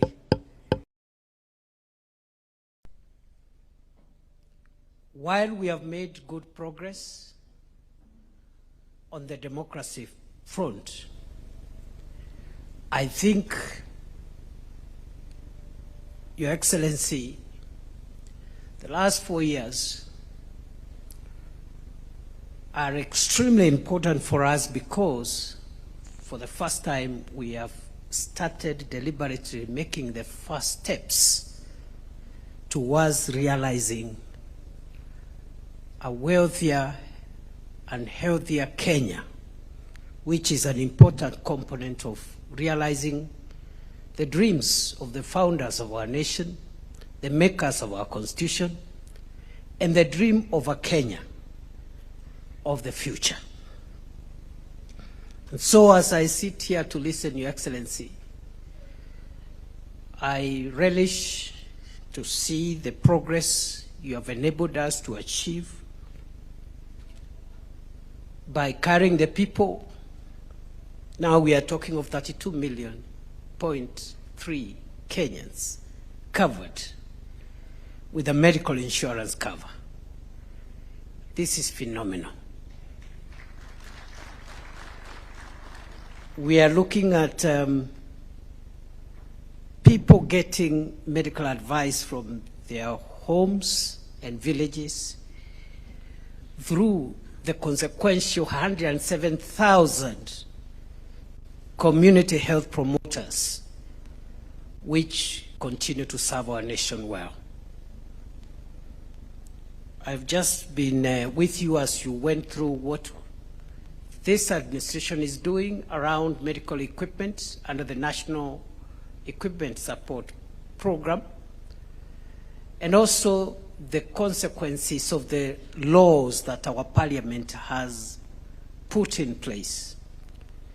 The Primary Health Care Act, the Social Health Insurance Act, the Digital Health Act, the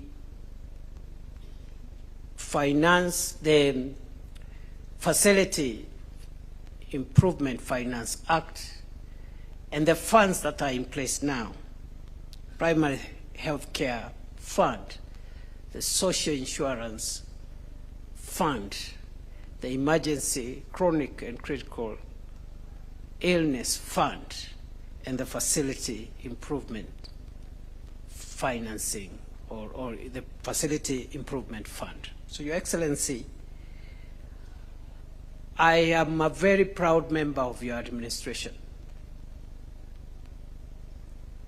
I speak on behalf of so many of us who serve in your administration. I speak on behalf of many Kenyans who believe in your leadership, that we are looking at a very, very critical transformation of our country. And we can look at the people of Kenya in the eye and tell them, this government has lived to its promise and commitment to pull the people of Kenya from disease and to create a healthier country which can be the engine for the economic and developmental future of our country. Naomba kwa heshima wenzangu tusimame tushangilie Mheshimiwa Rais akuja atuongeleshe. Rais Ruto, ni fire si fire? Karibu Mheshimiwa Rais.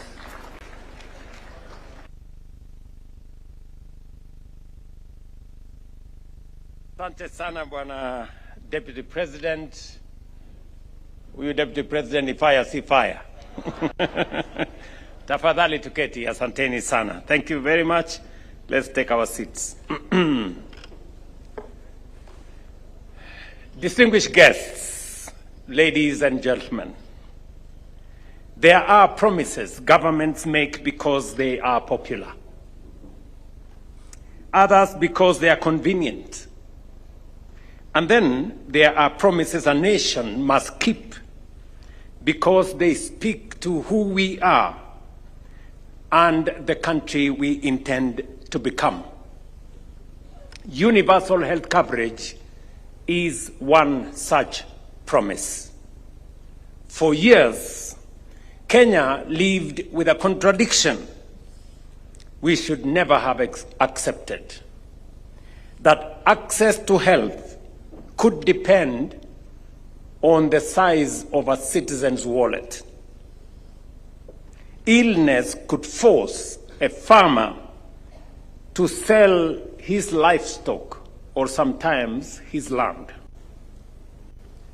A mother could exhaust her savings, or a community forced to organize a fundraising simply to keep one of their own alive. Too often, treatment became a debt and sickness a pathway to poverty. That was wrong. It was also unjust. 16 years ago, through Article 43 of our Constitution, Kenyans made a solemn promise to one another. And that promise, the right to the highest attainable standard of health, was inscribed in our supreme law, and that no person shall be denied emergency medical treatment. That is not an aspiration. It is a constitutional command.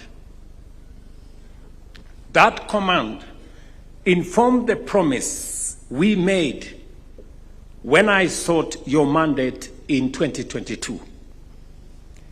Universal health coverage was one of the 5 pillars of our bottom-up economic transformation agenda, because economic empowerment means little when illness can wipe out a family's savings or push citizens into poverty. Yet, by 2022, barely 1 in 4 Kenyans had health insurance, and fewer than 1 in 20 among the poorest households. Millions paid out of pocket, borrowed, sold assets, organized harambes, or simply stayed away from hospital because they could not afford.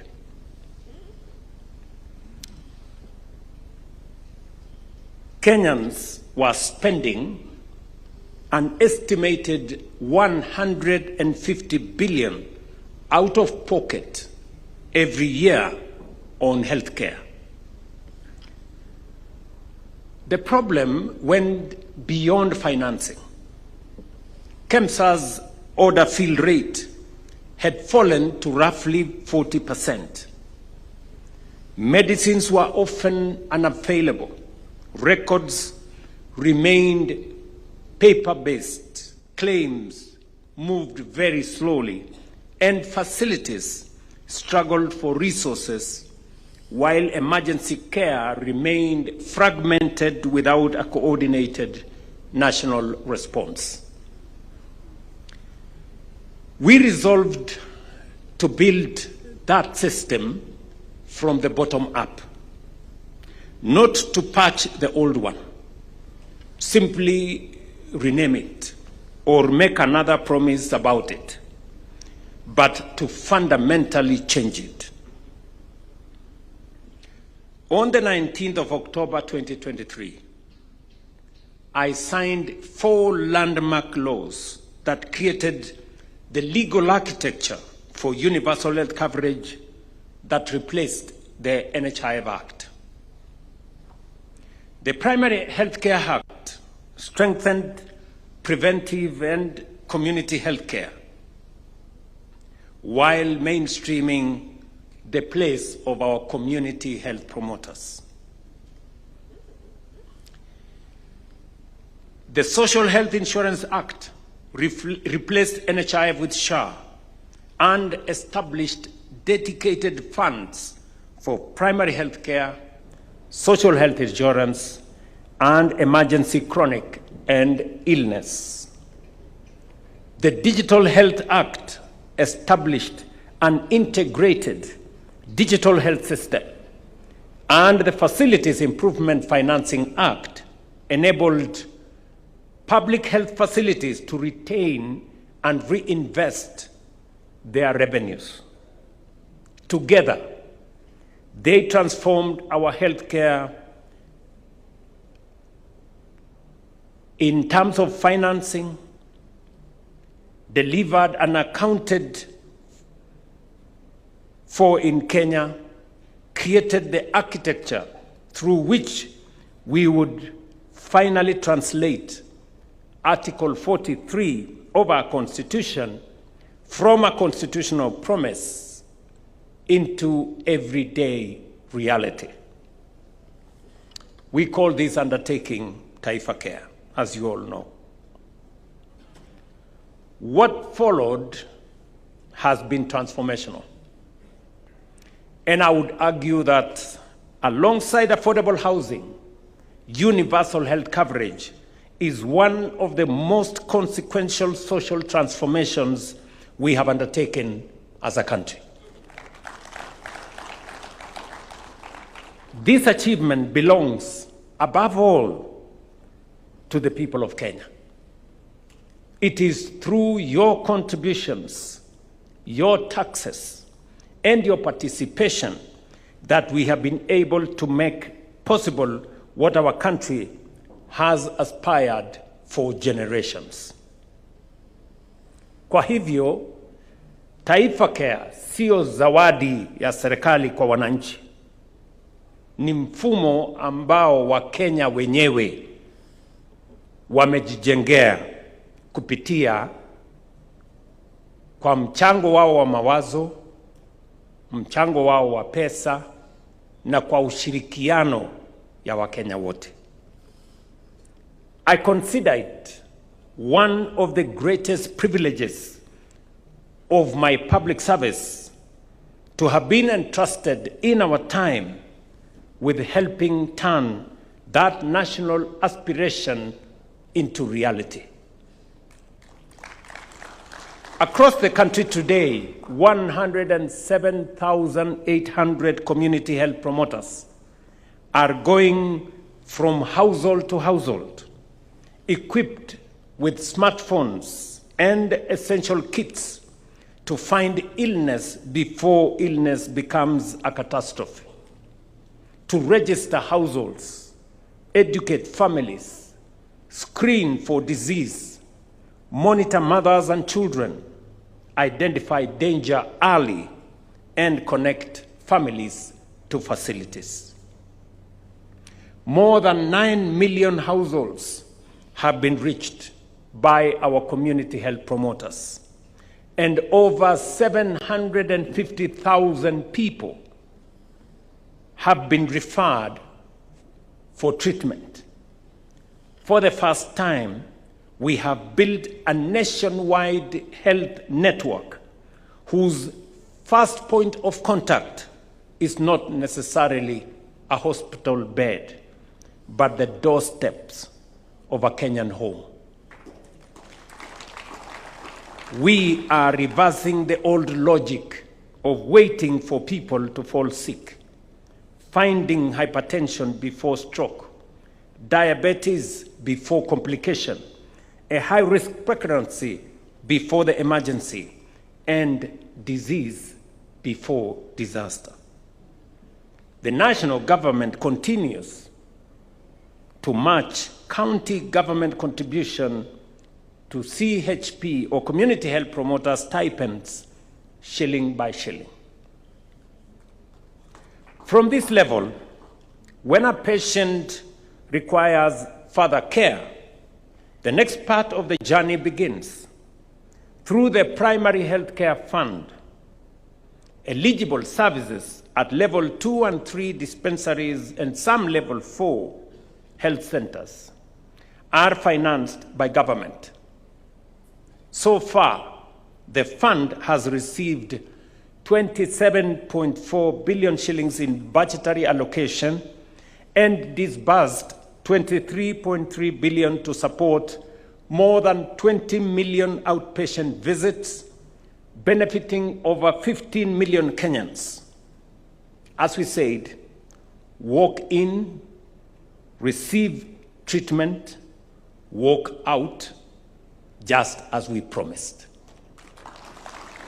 And I want to commend facilities, both public and private and faith-based, for working with us on this endeavor. This is a fundamental shift. Prevent what we can, detect what we cannot prevent, treat early what we detect, and refer efficiently what requires specialized treatment.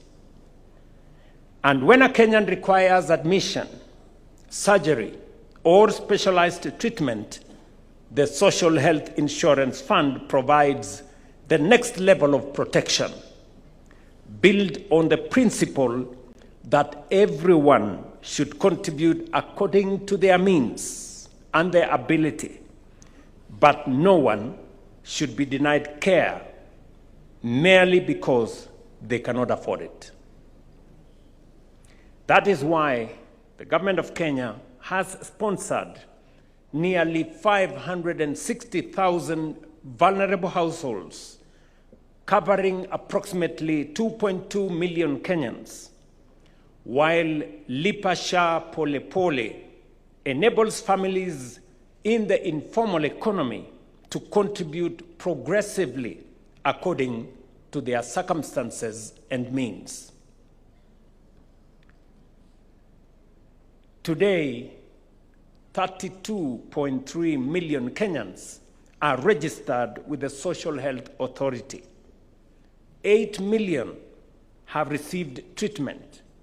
More than 1.5 million mothers have been supported to deliver safely, and more than 500,000 surgical procedures have been supported and paid for.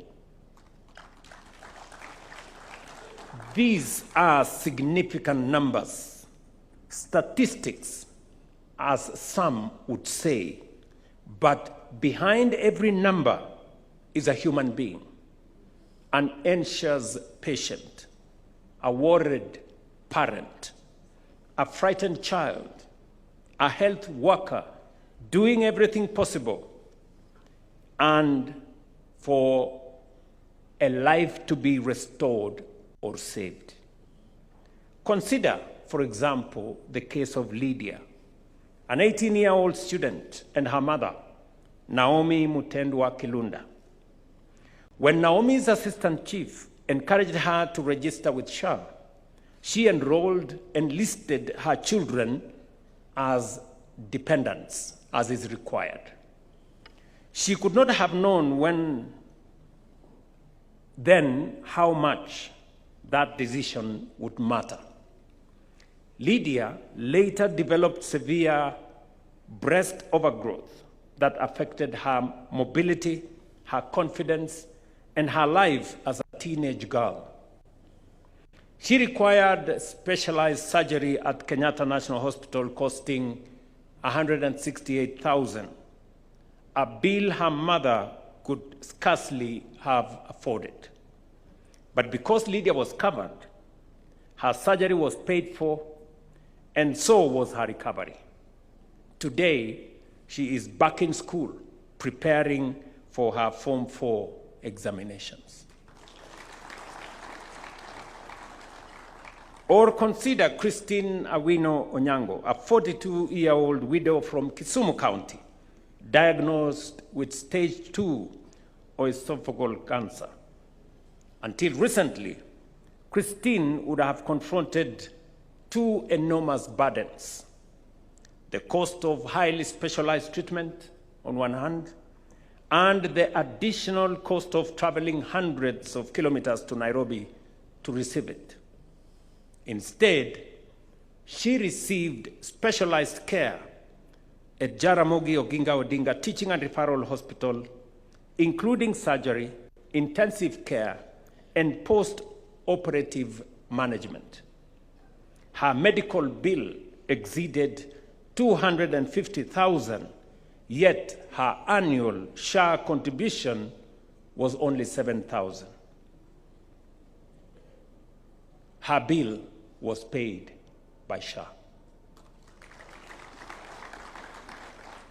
So, when people ask, what happened to the bottom-up promise, to the mama mboga, the border guy, the farmer, and the ordinary working Kenyan? I say this to them. Look at Christine. Look at Lydia. And consider the millions of Kenyans who can now walk into a health facility and receive care. What could be more bottom-up than that? That is the transformation we promised.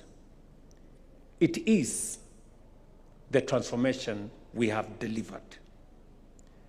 But the journey does not stop there.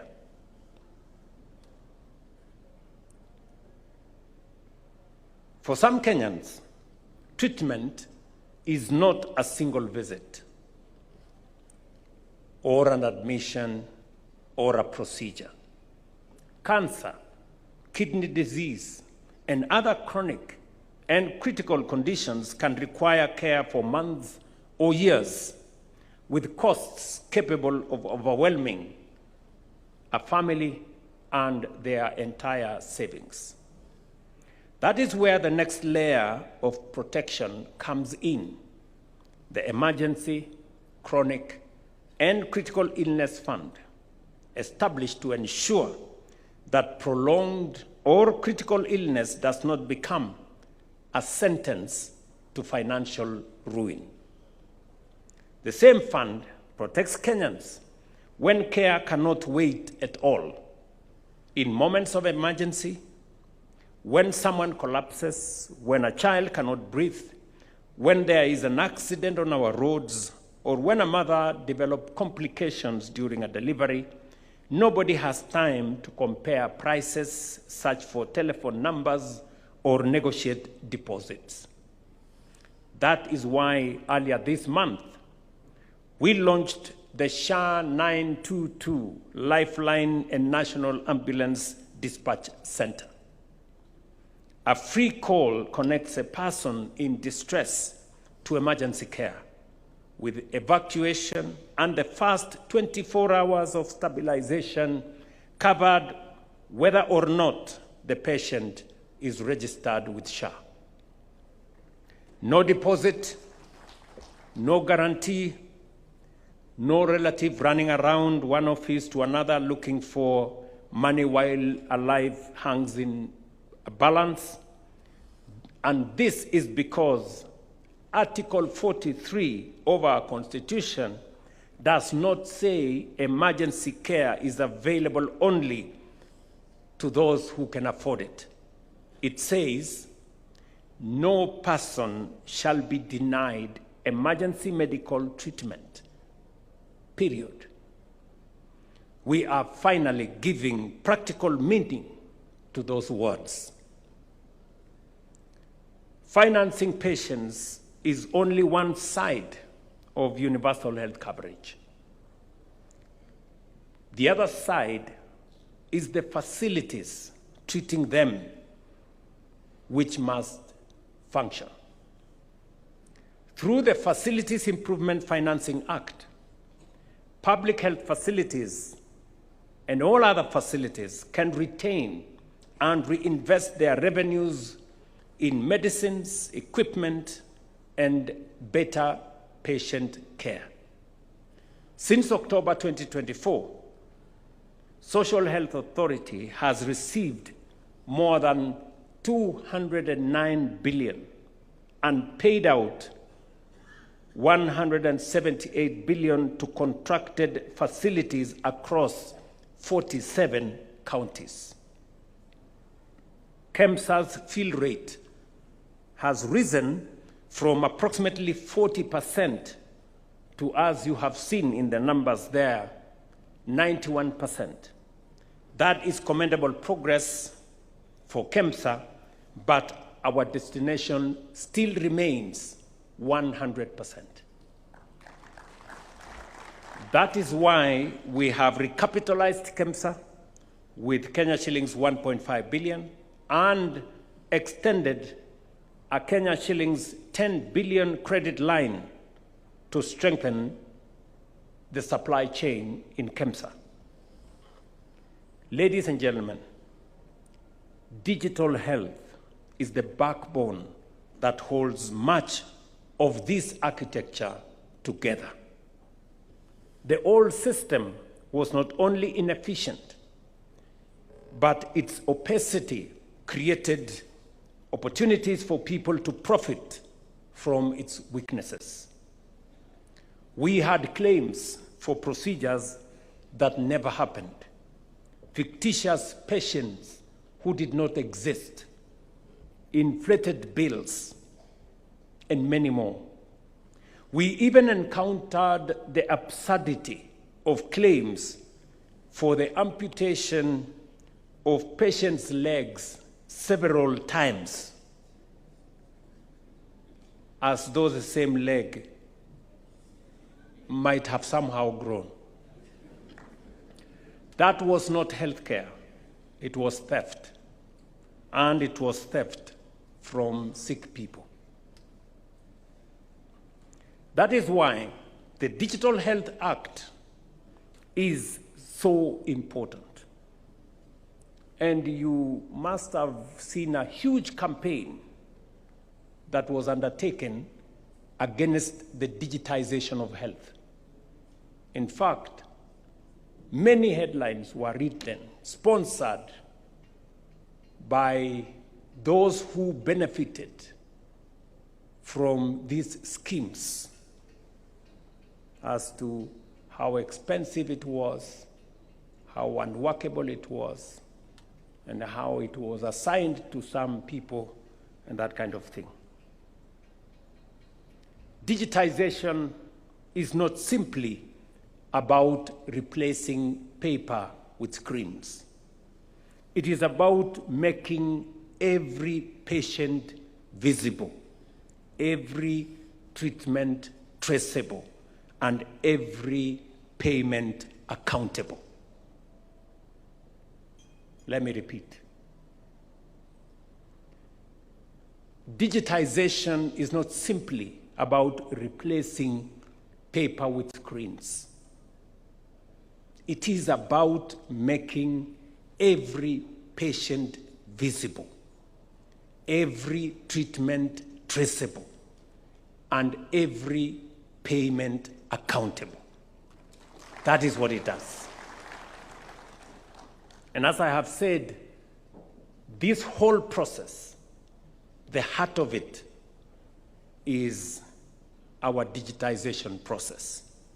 For the first time in independent Kenya, we have put in place a comprehensive legal framework, financial architecture, institutional framework, community and digital architecture for universal health coverage, built and sustained by the contribution of Kenyans themselves. We have crossed a historic threshold. Just imagine what we have done. You know, when we asked the people of Kenya that we need to change the contribution metrics so that instead of contributing a fixed amount, let us contribute a percentage of everybody's income. The difference is what you see. We have done so together. I thank our governors and county governments for working hand in hand with the national government to make universal health coverage a reality across our country. And I say this with a lot of humility, that without the participation and the partnership of our county governments, this exercise would have been very difficult. And again, my good friends, the governors and the counties, I want to request you to stand up so that we can do a round of applause to all our counties. Tuwapigie makofi jameni. Thank you very much. You can take your seats.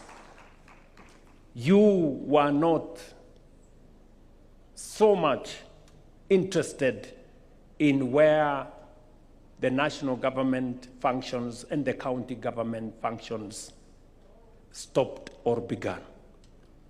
Collectively, we were interested in the health of the people of Kenya.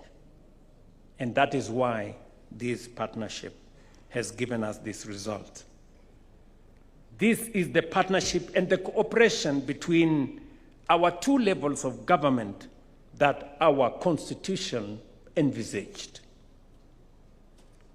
In our midst, we have also our members of parliament, who I very sincerely thank for debating and shaping and passing the laws that underpin this reform process, as was ably enumerated by the Speaker.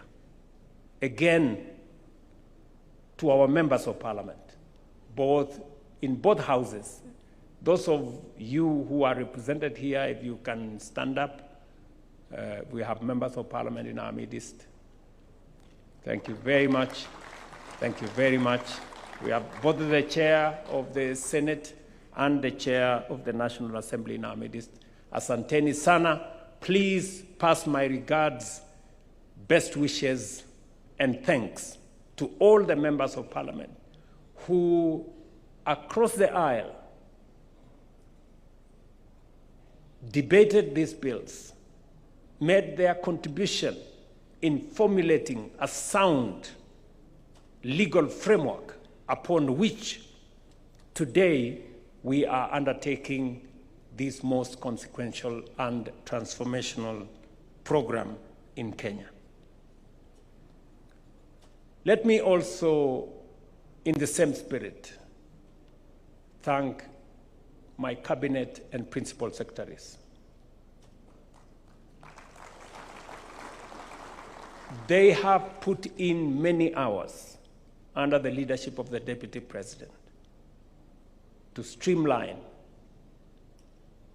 and in a very consequential way made proposals on the improvements that were required, that were initially captured in our manifesto and progressively shaped into bills that went to Parliament.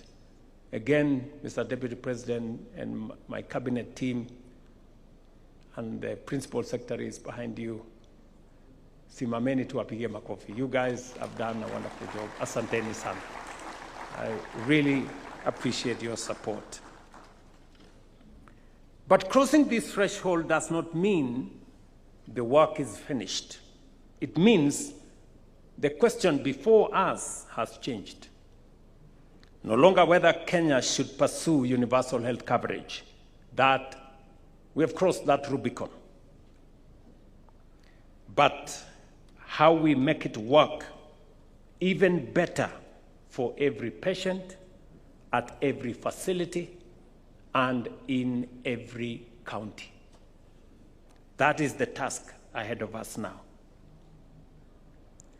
And we must be candid. We know that there are areas to improve, including making registration easier,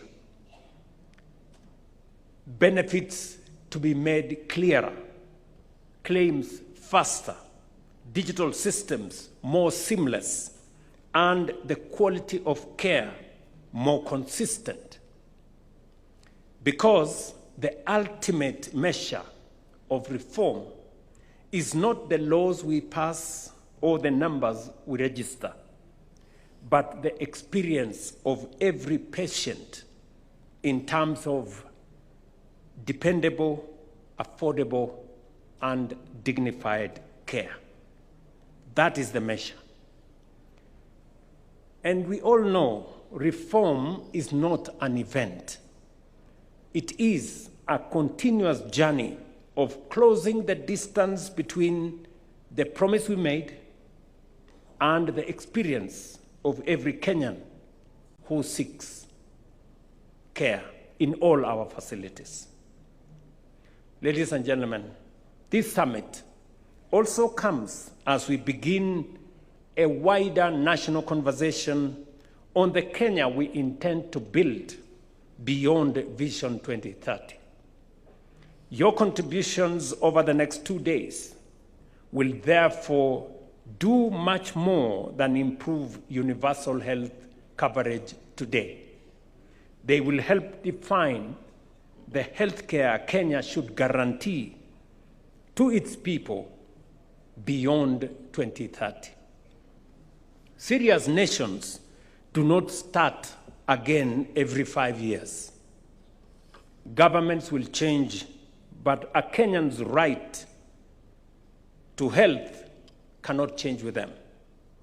We can improve what we inherit and correct what does not work, but we cannot tear down progress without an answer for what comes next. Universal health care must become part of our national covenant, not an achievement of a government, a party, or a president, but of the people and of the Republic. That is why the National Development Charter matters, so that our children begin where we finish, not where we began. We have come so far, and we have further to go. Let us use these 2 days to strengthen what we have built, improve what can work better, and safeguard for generations what Kenyans themselves have made possible. I want to thank all the participants. I am looking forward with great anticipation for the next 2 days so that we can do a stock take of what we have achieved, agree on areas that need improvement, and consolidate what we have gained into progress that can be built on by generations that come after us. It is now my honor and privilege to declare the Kenya Health Summit 2026 officially open. And congratulations. God bless you all. God bless our great country. And I thank you. Asanteni sana. Another round of applause for His Excellency, please. Your Excellency, with your permission, if you may, if I can seek your indulgence, kindly let's take our seats. We'd just like to take a few photos that will help us mortalize this day. Allow me, Your Excellency, to invite His Excellency, the Deputy President, the PCS, Speaker, CS Health, and the 2 PSs for Health, kindly to be part of the photos as we progress. The 2 PSs, kindly. And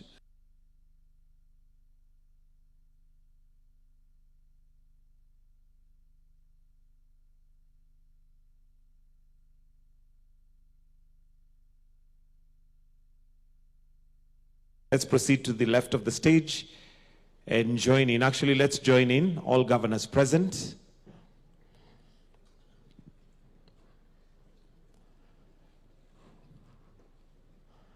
We can balance with some coming to this side, please.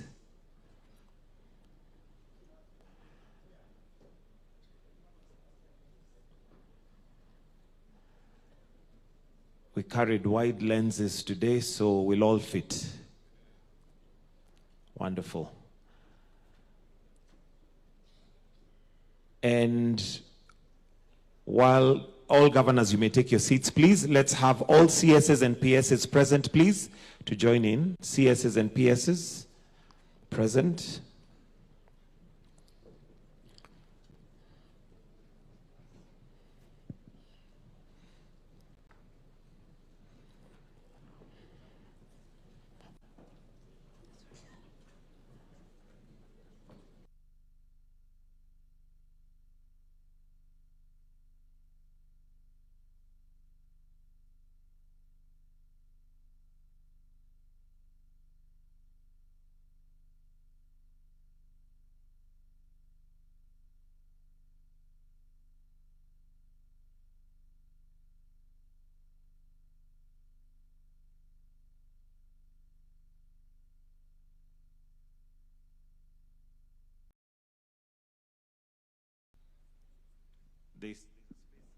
Yes.